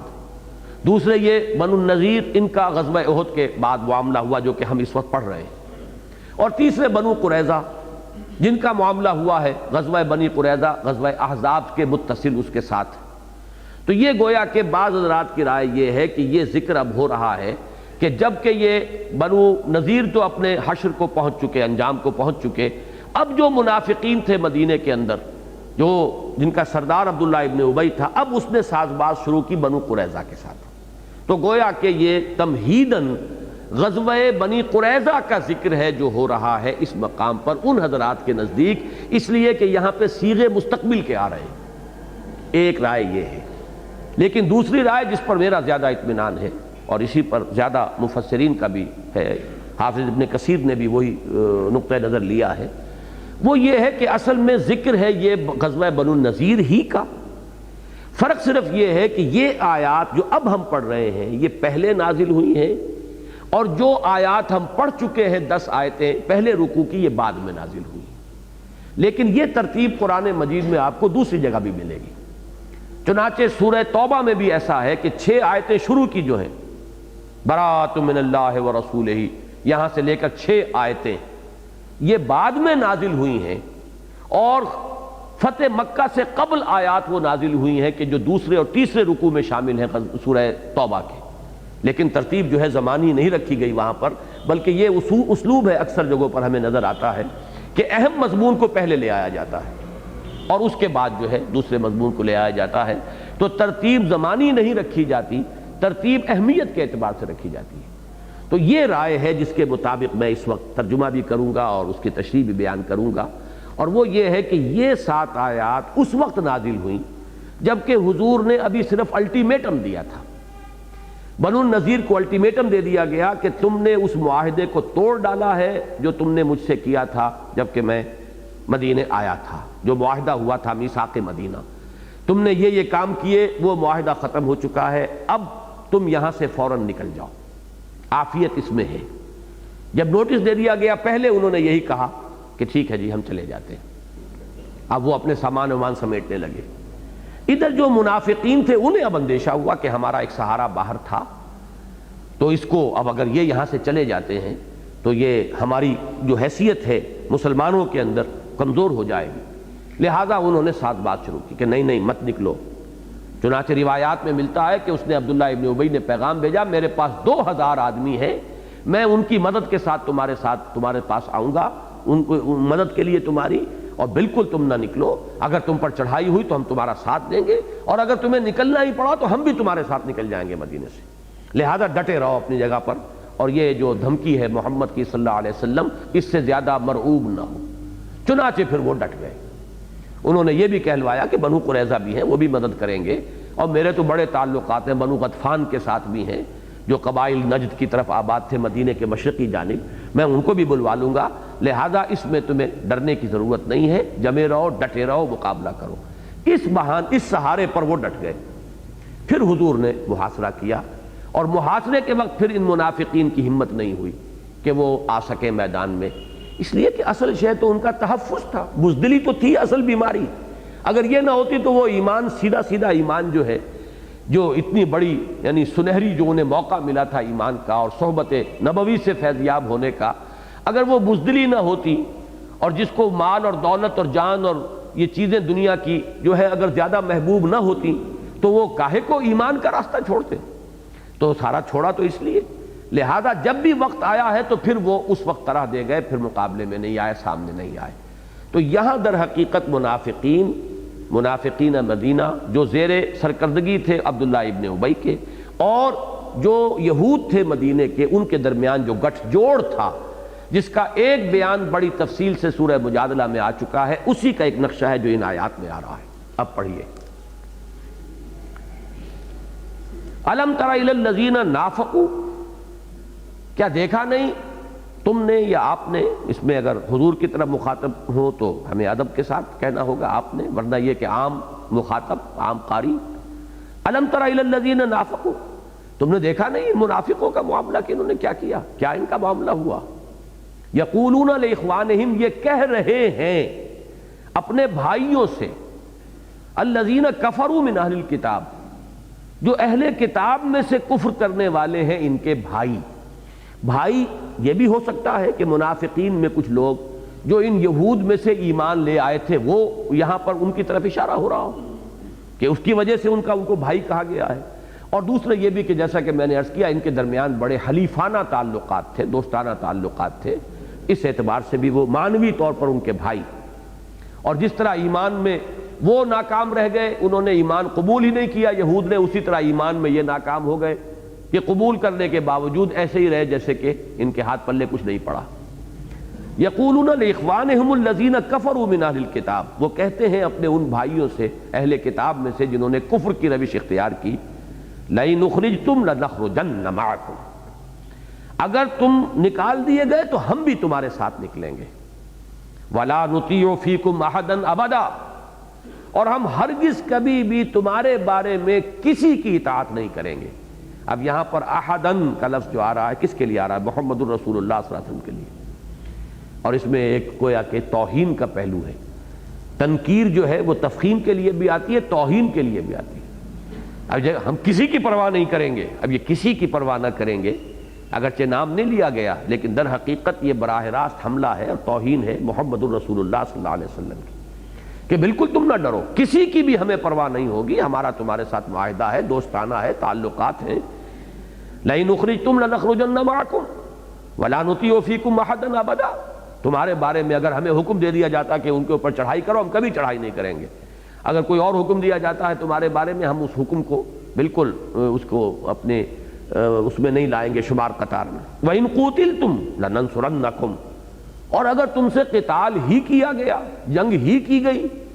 تو ہم تمہاری لازماً مدد کریں گے. یہ کہنے کی ضرورت نہیں ہے کہ یہ فعل مضارع پر لام مفتوح شروع میں جب داخل ہوتا ہے اور پھر نون مشدد ہو کر جو آتا ہے، یہ عربی زبان میں تاکید کی انتہائی یوں سمجھیے کہ صورت ہے. اس سے زیادہ تاکید کا اسلوب ہے ہی نہیں. لَنَخْرُجَنَّ مَعَكُمْ، ہم لازماً نکلیں گے تمہارے ساتھ، کوئی شک و شبہ ہی نہ اپنے دل میں آنے دو. وَإِن قُوتِلْتُمْ لَنَنصُرَنَّكُمْ، اور لازماً تمہاری مدد کریں گے. وَاللَّهُ يَشْهَدُ إِنَّهُمْ لَكَاذِبُونَ. اب نوٹ کیجئے گا، کذب جو ہے ان کی سب سے بڑی علامت قرار دی گئی، اور میں نے جیسا کبھی وضاحت کی تھی نقطۂ آغاز ہی کذب ہے. چنانچہ سورہ منافقون میں بھی یہ اسی ترتیب سے چیزیں آئیں گی. وَاللَّهُ يَشْهَدُ إِنَّ الْمُنَافِقِينَ لَكَاذِبُونَ، پہلی آیت یہ ہے. اذا جاءك المنافقون قالوا نشهد انك لرسول الله والله يعلم انك لرسوله والله يشهد ان المنافقين لكاذبون. کوئی لفظ یہاں آ رہا ہے واللہ یشہد انہم لکاذبون، اللہ گواہی دیتا ہے کہ یہ جھوٹے. لئن اخرجوا لا یخرجون معهم، اگر وہ نکال دیے گئے. اب دیکھیں یہ ہے مستقبل سے متعلق ہو گئی نا بات.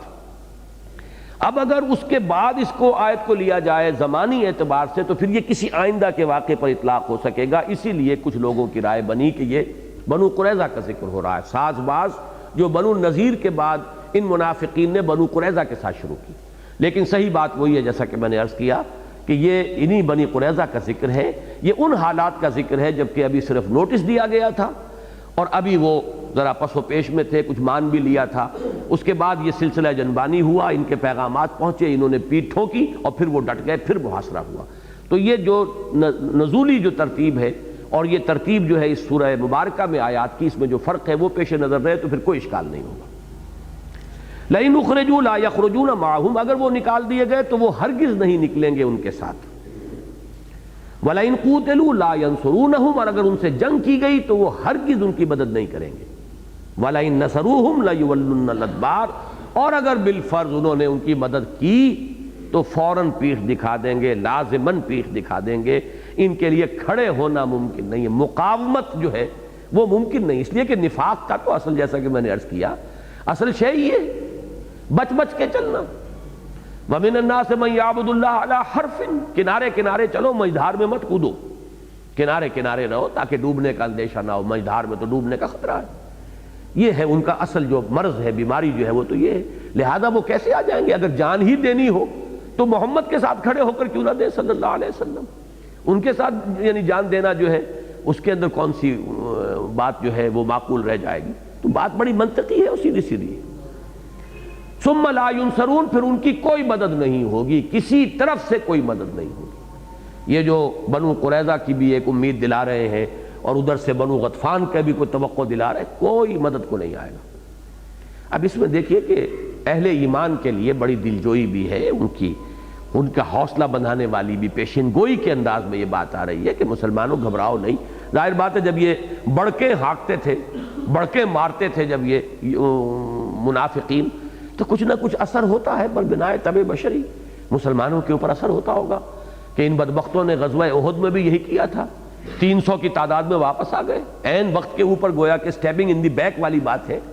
1000 کا لشکر ہے کل نکلا ہے 3000 کے مقابلے کے لیے، اور عین جنگ سے پہلے 300 اس میں سے واپس آ گئے. تو کہیں یہی معاملہ پھر یہ نہ کریں ہمارے ساتھ. تو اگر کچھ مسلمانوں کے دلوں میں اس کی وجہ سے کوئی تشویش پیدا ہو سکتی تھی تو اس کا ازالہ کیا جا رہا ہے کہ مسلمانوں مطمئن رہو. لَئِنْ أُخْرِجُوا لَا يَخْرُجُونَ مَعَهُمْ وَلَئِنْ قُوتِلُوا لَا يَنْصُرُونَهُمْ وَلَئِنْ نَصَرُوهُمْ لَيُوَلُّنَّ الْأَدْبَارَ ثُمَّ لَا يُنْصَرُونَ لَأَنْتُمْ أَشَدُّ رَهْبَةً فِي صُدُورِهِمْ مِنَ اللَّهِ. یہ بڑا یعنی اہم یہ ٹکڑا ہے اس آیت کا. حقیقت یہ ہے مسلمانوں کہ تمہاری دہشت ان کے دلوں میں اللہ کے خوف سے کہیں زیادہ ہے، اس لیے کہ اس حقیقی ایمان سے تو محروم ہے. یہ حقیقی ایمان ہو تو انسان کو خوف رہ جائے گا صرف اللہ کا، اور کسی کا خوف ہی نہیں. اللہ کے اولیاء کی تو شان یہ بیان ہوئی، الا ان اولیاء اللہ لا خوف علیہم ولا هم یحزنون. جس کا اللہ پر تکیہ ہو، بھروسہ ہو، جسے یقین ہو اللہ میرے ساتھ ہے، کلا ان معی ربی سیہدین، نہیں میرا رب میرے ساتھ ہے، وہ مجھے راستہ دے گا۔ اسی طریقے سے حضور نے فرمایا تھا حضرت ابو بکر سے غار ثور میں، ان اللہ معنا لا تحزن، مت گھبراؤ، کوئی تشویش نہ کرو، لا تحزن ان اللہ معنا۔ تو ایمان جو ہے اس کا تو یہ معاملہ ہوگا کہ کوئی خوف ہے، ڈر ہے، پکڑ کا کوئی اندیشہ ہے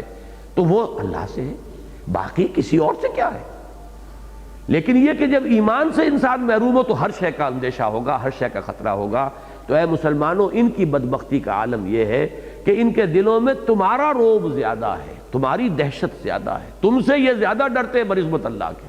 اللہ کا ڈر ان کے دلوں میں اتنا نہیں ہے جتنا کہ تمہارا ڈر ہے۔ یہ بھی اس میں بھی دیکھیے کہ بٹوین دی لائنز وہی ہے، ہمت بندھانے والی بات کہ گھبراؤ نہیں، ان کی بڑکوں پر مت جاؤ۔ بڑک مارنا اور ہوتا ہے، اور جب کبھی معاملہ پیش آ جائے اور مقابلہ ہو جائے تو پھر جو کردار ہوتا ہے وہ بالکل دوسری شے ہے۔ لَأَنْتُمْ أَشَدُّ رَهْبَةً فِي صُدُورِهِم مِّنَ اللَّهِ ذَلِكَ بِأَنَّهُمْ قَوْمٌ لَا يَفْقَهُونَ۔ یہ لَأَنْتُمْ جو ہے کس طور سے لکھا گیا ہے یہاں ذرا نوٹ کر لیجئے، یہ صحیح ہے، یہ انتم والا الف ہے جو لام کے ساتھ شامل ہو گیا ہے۔ اب یہ چونکہ جو بھی رسم عثمانی ہے اس کو جو کا توں برقرار رکھا گیا ہے، لیکن لا بسا اوقات آدمی اس کو لا پڑھ بیٹھتا ہے، تو اس میں احتیاط کی ضرورت ہے کہ لام لام تاکید ہے۔ لَأَنْتُمْ أَشَدُّ رَهْبَةً فِي صُدُورِهِم مِّنَ اللَّهِ، کہ ان کے دلوں میں زیادہ جو رعب ہے اور دھاک ہے اور دہشت ہے وہ تمہاری ہے اللہ کے مقابلے۔ ذَلِكَ بِأَنَّهُمْ قَوْمٌ لَا يَفْقَهُونَ، یہ اس لیے کہ یہ لوگ وہ ہیں کہ جو تفقہ سے عاری ہو چکے ہیں، حقیقی فہم اور تفقہ ان کے پاس اب نہیں ہے۔ گویا کہ مت ماری جاتی ہے جیسے کسی کی، تو در حقیقت ایمان جو ہے وہ انسان کو بصیرت عطا کرنے والی شے ہے، اور ایمان سے محروم ہو کر انسان جو ہے وہ در حقیقت ان لوگوں کے مانند ہو جاتا ہے جیسے کہ سورہ بقرہ میں فرمایا تخبطہ الشیطان من المس، جیسے کہ شیطان نے کسی کو مخبوط کر دیا ہو، مخبوط الحواس بنا دیا ہو۔ یہ بھی نوٹ کیجئے گا کہ سورہ منافقون میں یہ الفاظ بھی آئے ہیں، ذالک بانہم آمنوا ثم کفروا فطبع علی قلوبہم فہم لا یفقہون، تفقہ سے عاری ہو جانا۔ اب ان کی جو ہے ساری مت جو ہے الٹی ہو گئی ہے، اس وجہ سے ان کی کیفیت یہ ہے کہ اللہ کا اتنا ڈر انہیں نہیں رہا ہے بدبختوں کو جتنا کہ ہے مسلمانوں یہ تم سے ڈرتے ہیں۔ لا یقاتلونکم جمیعا الا فی قرى محصنۃ او من وراء جدر، ان کی بزدلی کا عالم یہ ہے۔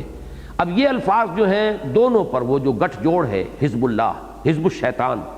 اس میں یہودی بھی ہیں اور منافقین بھی ہیں، دونوں پر ان کا اطلاق ہوگا۔ ان دونوں کا حال یہ ہے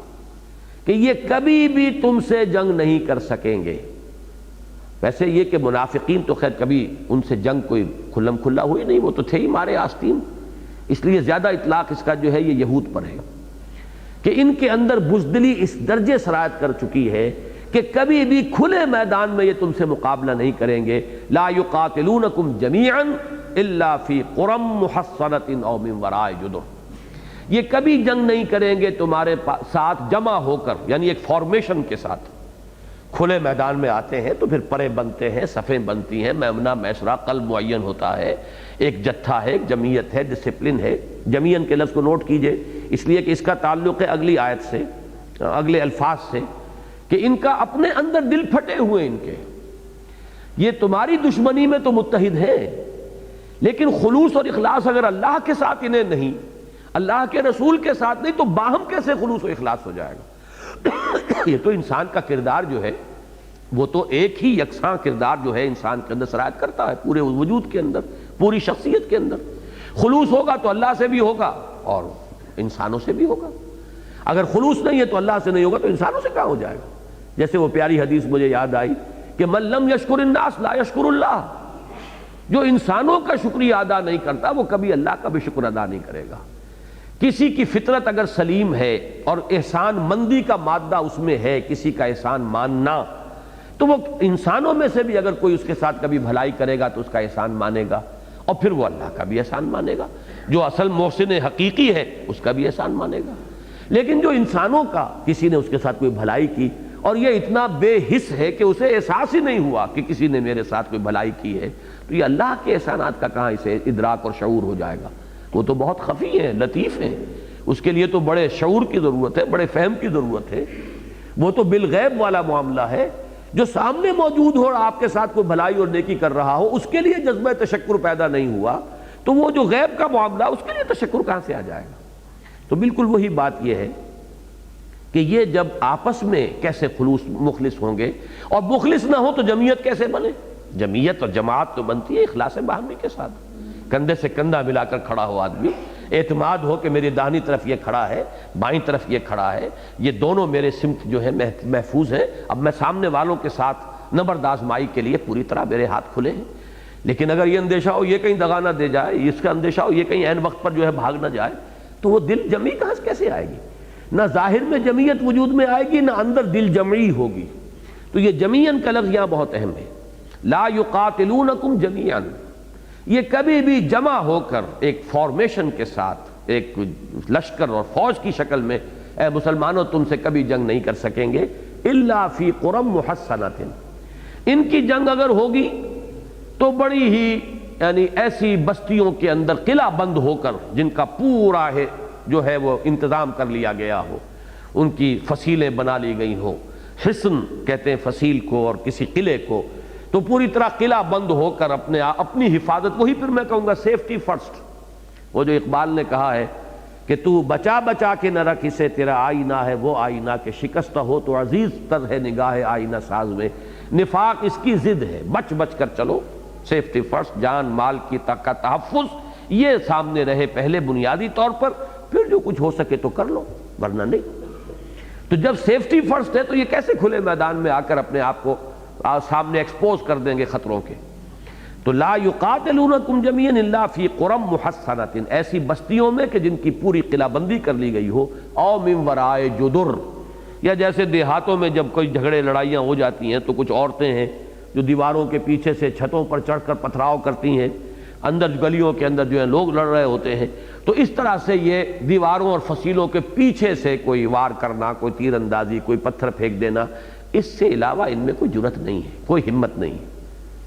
باسہم بینہم شدید، بہت اہم ہے یہ۔ باطل کی بنیاد پر جو بھی متحدہ محاذ دنیا میں وجود میں آتے ہیں، ان کے اوپر یہ ہے فتویٰ اور یہ ہے تبصرہ قرآن کا ابدی، دل پھٹے ہوتے ہیں۔ جو حال ہمارا تھا وہ نظام مصطفیٰ تحریک میں کہ نمازیں ایک دوسرے کے پیچھے پڑھنے کو تیار نہیں، اور چلیں اسلامی نظام قائم کرنا، یہ حال جو ہوتا ہے، اور یہ میں یہاں پر وہ حدیث بھی آپ کو سنا دوں کہ یہ جو نقشہ کھینچا جا رہا ہے یہود کا، یہ نہ سمجھیے کہ صرف یہود ہی پر اس کی اپلیکیشن ہے، بالکل اس کی خبر دی ہے محمد الرسول اللہ صلی اللہ علیہ وسلم نے امت مسلمہ کے بارے میں۔ اس حدیث کو بھی ذہن میں رکھیے جو میں نے اپنے ایک اہم مضمون کے آغاز میں کوٹ کی ہے، امت مسلمہ کا عروج و زوال، کہ میری امت پر بھی وہ سب کچھ آ کر رہے گا، لَيَأْتِيَنَّ عَلَىٰ أُمَّتِي كَمَا أَتَىٰ عَلَىٰ بَنِي إِسْرَائِيلَ حَسْبَ النَّعْلِ بِالنَّعْلِ، جیسے ایک جوڑے کی ایک جوتی دوسری جوتی کے مشابہ ہوتی ہے۔ تو حضور نے خبر دی تھی، یوشک ان تداعی علیکم الامم، مسلمانوں مجھے اندیشہ ہے ایک وقت آئے گا کہ دنیا کی قومیں تم پر ایک دوسرے کو دعوت دیں گی کہ یہ لقمہ تر ہے، آؤ تناول فرماؤ، جیسے کہ کوئی دعوت کا اہتمام کرنے والا جب دسترخوان بچھا دیا جاتا ہے تو پھر کہتا ہے آئیے تشریف لائیے تناول فرمائیے، ایسے ہی تم لقمہ تر بن جاؤ گے اقوام عالم کے لیے، اور وہ تمہیں آ کر تناول فرمائیں گے۔ اب اس پر چونک گئے صحابہ اکرام، کیا سبب ہو سکتا ہے اس کا؟ ان کے لیے یہ ناقابل قیاس بات تھی، تو ان کا بڑا سوال جو آیا بڑا عجیب تھا، امن قلت نحن یومئذ یا رسول اللہ، حضور کیا اس زمانے میں ہماری تعداد بہت کم رہ جائے گی کہ ہم اس طرح لقمہ تر بن جائیں گے، نرم نوالا بن جائیں گے قوموں کے لیے؟ آپ نے فرمایا نہیں، بل انتم یومئذ کثیر، تمہاری تعداد تو بہت ہوگی اس دن، جیسے آج ہم گنتے ہیں کیلنڈروں میں چھپتا ہے 1 ارب سے اوپر ہماری تعداد ہے اور اتنے ملک ہیں، لیکن دنیا میں وزن کیا ہے؟ حضور کے الفاظ کیا ہیں؟ تمہارا حال کیا ہوگا؟ غصاء کا غصاء السیل، جیسے سیلاب آتا ہے تو اوپر جھاگ ہوتا ہے، ایسے جھاگ بن کر رہ جاؤ گے، تمہارا وزن کوئی نہیں ہوگا دنیا۔ کوئی عزت نہیں، کوئی وقار نہیں، کوئی حیثیت نہیں، گنتی لے کر چاٹتے رہو کہ ہم اتنے ہو گئے، 1 ارب ہو گئے اور فلاں ہو گئے ہیں، حیثیت کیا ہے؟ اس پر پھر پوچھا حضور کیوں ہوگا ایسا؟ آپ نے فرمایا تمہارے اندر ایک بیماری پیدا ہو جائے گی، اس بیماری کا نام ہے وہن، واو ہا اور نون، ایک لفظ وہم ہے، میم سے، یہ وہن ہے نون سے، اسی سے لفظ توہین بنا ہے۔ صحابہ نے پھر پوچھا مل وہنو یا رسول اللہ، حضور یہ وہن کیا بیماری ہے؟ اب نوٹ کیجئے، حب الدنیا و کراہیت الموت، دنیا کی محبت اور موت کا خوف، موت کا فرار، موت سے ڈر۔ جب کسی مسلمان امت کے اندر زوال آتا ہے اور یہ کیفیت پیدا ہو جاتی ہے تو وہ لقمہ تر ہے، پھر اب اس کے اندر کوئی مقاومت، ڈٹنا، کھڑے ہونا ممکن نہیں ہوتا۔ یہی حال ہمارا ہوا اس صدی کے شروع میں، جب وہ سلطنت عثمانیہ کے ٹکڑے ہوئے ہیں، چیتھڑے کر دیے گئے، اور یہ اس کا اور وہ اس کا، اور یہ اٹلی کا اور یہ فرانس کا، اور یہ برطانیہ کے زیر انتداب رہے گا اور یہ اس کو دے دو، ایک ملک کے نہ معلوم کتنے ٹکڑے ہوئے، اور وہ اس طریقے کی تقسیمیں ہوئی ہے کہ آج تک بھی وہ تقسیمیں چلی آ رہی ہیں، ان کے ختم ہونے کی کوئی صورت نظر نہیں آ رہی۔ لا یقاتلونکم جمیعا الا فی قری محصنۃ او من وراء جدر باسہم بینہم شدید، ان کی تو آپس کی جو دشمنی اور مخاصمت ہے وہی بہت شدید ہے، جمع کیسے ہوں؟ تحسبہم جمیعا وقلوبہم شتیٰ، تم سمجھتے ہو کہ یہ جمع ہے، متحد ہے، لیکن حقیقت میں ان کے دل جدا ہیں، پھٹے ہوئے ہیں، دل پھٹے ہوئے ہیں۔ یہ صرف تمہاری دشمنی میں کچھ ان کا گٹھ جوڑ تھوڑا سا ہو جاتا ہے، لیکن اندر تو یہ ایک دوسرے کی اور ٹانگ گھسیٹتے ہیں، ایک دوسرے کو زخم پہنچانے کی کوششیں کرتے ہیں۔ ذالک بانہم قوم لا یعقلون، پھر نوٹ کیجئے یہ اس لیے کہ یہ ایسے لوگ ہیں کہ جن میں اب عقل نہیں رہی، وہی بات لا یفقہون لا یعقلون، یعنی صحیح عقل، صحیح فہم، صحیح اقدار جو ہے وہ برقرار رہے، صحیح ویلیوز آدمی کے سامنے ہو،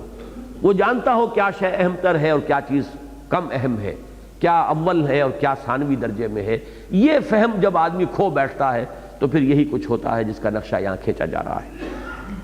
کمثل الذین من قبلہم قریبا ذاقوا وبال امرہم، جیسے مثال ان کی جو ان سے پہلے تھے، قریب ہی کے زمانے میں، ماضی قریب میں ایک واقعہ گزر چکا ہے، ذاقوا وبال امرہم، وہ اپنے کیے کا وبال چکھ چکے، سزا انہیں مل چکی۔ اب یہاں نوٹ کیجئے گا، جن کے نزدیک یہ ذکر ہو رہا ہے بنو قریظہ کے معاملے کا، ان کے نزدیک اس آیت میں ذکر ہو رہا ہے یہ بنو النذیر کا، اور جو دوسری رائے ہے جس کے مطابق میں بیان کر رہا ہوں تو اس کے اعتبار سے یہ اشارہ ہو رہا ہے بنو قینقاع پر، کہ بنو قینقاع کا پہلے حشر ہو چکا تھا، انہیں عقل سیکھنی چاہیے تھی، سبق سیکھنا چاہیے تھا، اگر ذرا سا بھی ان کے اندر وہ حقیقت بینی کا مادہ ہوتا، اور جیسے کہ ایک حدیث ہے بڑی پیاری کہ السعید من وعظ بغیرہ، سعادت مند وہ ہے جو دوسرے کو دیکھ کر اس سے سبق حاصل کر لے۔ ایک شخص آپ کے سامنے پھسلا ہے، کیچڑ ہے، لیکن آپ اس کو دیکھ کر بھی سبق حاصل نہیں کر رہے ہیں، وہیں جا رہے ہیں تو آپ بھی پھسلیں گے۔ پھر ایک آدمی وہ ہے دیکھ لے کہ وہ پھسل گئے ہیں تو کم سے کم اس سے آپ بچ کر نکلیں۔ السعید من وعظ بغیرہ، دوسرے کو دیکھو تو عبرت حاصل کرو، لیکن یہ کہ ان لوگوں نے عبرت حاصل نہیں کی۔ کمثل الذین من قبلہم قریبا ذاقوا وبال امرہم، انہوں نے اپنے کیے کہ اپنے کرتوتوں کا مزہ چکھ لیا، وَلَهُمْ عَذَابٌ علیم، اور ان کے لیے ایک دردناک عذاب ہے۔ اس سے مراد ہے آخرت کا عذاب، دنیا کا عذاب وہ تو ہو چکا، بنو قینقاع یہاں سے ملک بدر کیے جا چکے، اصل عذاب جو ہے وہ تو آخرت کا دردناک عذاب، وہ ابھی ان کا منتظر ہے۔ کمثل الشیطان، ایسے ہی مثال، جیسے مثال شیطان کی، اذ قال للانسان اکفر، جبکہ وہ کہتا ہے انسان سے کفر کرو، پیٹ ٹھونکتا ہے، فلما کفر قال انی بریء منک، اور جب وہ کفر کرتا ہے تو کہتا ہے کہ میں تم سے بالکل بری ہوں، میرا تم سے کوئی تعلق نہیں، انی اخاف اللہ رب العالمین، مجھے تو بڑا خوف ہے اللہ کا جو تمام جہانوں کا پروردگار ہے۔ اب ظاہر بات ہے کہ جہاں تک حقیقت کے منکشف ہونے کا تعلق ہے، وہ تو شیطان لعین پر جتنی ہے وہ سبھی جانتے ہیں کہ وہ ان حقائق سے خوب آشنا ہے، خوب جانتا ہے، کون سی بات اس بدبخت سے چھپی ہوئی ہے، لیکن اس کے باوجود محرومی کیوں ہے؟ وہ حسد، عجب، انا خیر منہ، میں اس سے بہتر ہوں، خلقتنی من نار وخلقتہ من طین، اسے تو نے بنایا غارے سے، مجھے بنایا تھا آگ سے، میں بہتر ہو کر کیسے جھکوں؟ وہی یہود کے علماء کا کردار تھا یہ تو محمد تو ہے بنو اسماعیل میں سے، امیین میں سے ہم ہیں، جو اولاد ہے یعقوب کی، اور ہمارے ہاں چلی آ رہی ہے جو نبوت اور رسالت 2000 برس سے، ہم کیسے اس کو مان لیں، اب ان کو نبی مان لیں؟ تو یہ معاملہ شیطان کا اس سے مثال دی جا رہی ہے کہ وہ پیٹھ ٹھوکتا ہے، لیکن جب وہ کوئی شخص جو ہے اس کی لبیک کہتا ہے اس کی پکار پر، تو پھر وہ علیحدہ ہو جاتا ہے۔ انی بریء منک انی اخاف اللہ رب العالمین۔ مجھے اندازہ نہیں ہے کتنے منٹ ہیں تمہارے پاس۔ اس کی ایک عملی مثال ہے جو سورہ انفال میں آئی ہے کہ غزوہ بدر میں فی الواقع یہ صورت ہوئی ہے کہ شیطان لعین نے پیٹھ ٹھونکی ان قریش کی، وہ لشکر جو آیا تھا۔ چنانچہ یہ آیت نمبر 48 ہے، اذ زین لہم الشیطان اعمالہم۔ یاد کرو جبکہ یہ غزوہ بدر کا ذکر ہو رہا ہے، جبکہ شیطان نے ان کے لیے ان کے اعمال کو مزین کر دیا تھا۔ وقال لا غالب لکم اليوم من الناس وانی جار لکم، اور اس نے کہا تھا کہ آج تم پر کوئی غالب نہیں آ سکتا، 1000 کا لشکر لے کر تم نکلے ہو اے قریش، کون تم پر غالب آئے گا؟ اور میں بھی تمہارے ساتھ ہی ہوں، تمہارے ساتھ کھڑا ہوں، پڑوسی ہوں، تمہارا قریبی ہوں۔ فلما ترات الفئتان نکص علی عقبیہ، جب دیکھا کہ اب یہ دونوں لشکر مٹ بھیڑ ہونے والی ہے، آ گئے ہیں آمنے سامنے، تو وہ اپنی ایڑی کے بل الٹا لوٹا۔ وقال انی بریء منکم انی اری ما لا ترون، تو اس نے کہا کہ میں تو بری ہوں تم سے،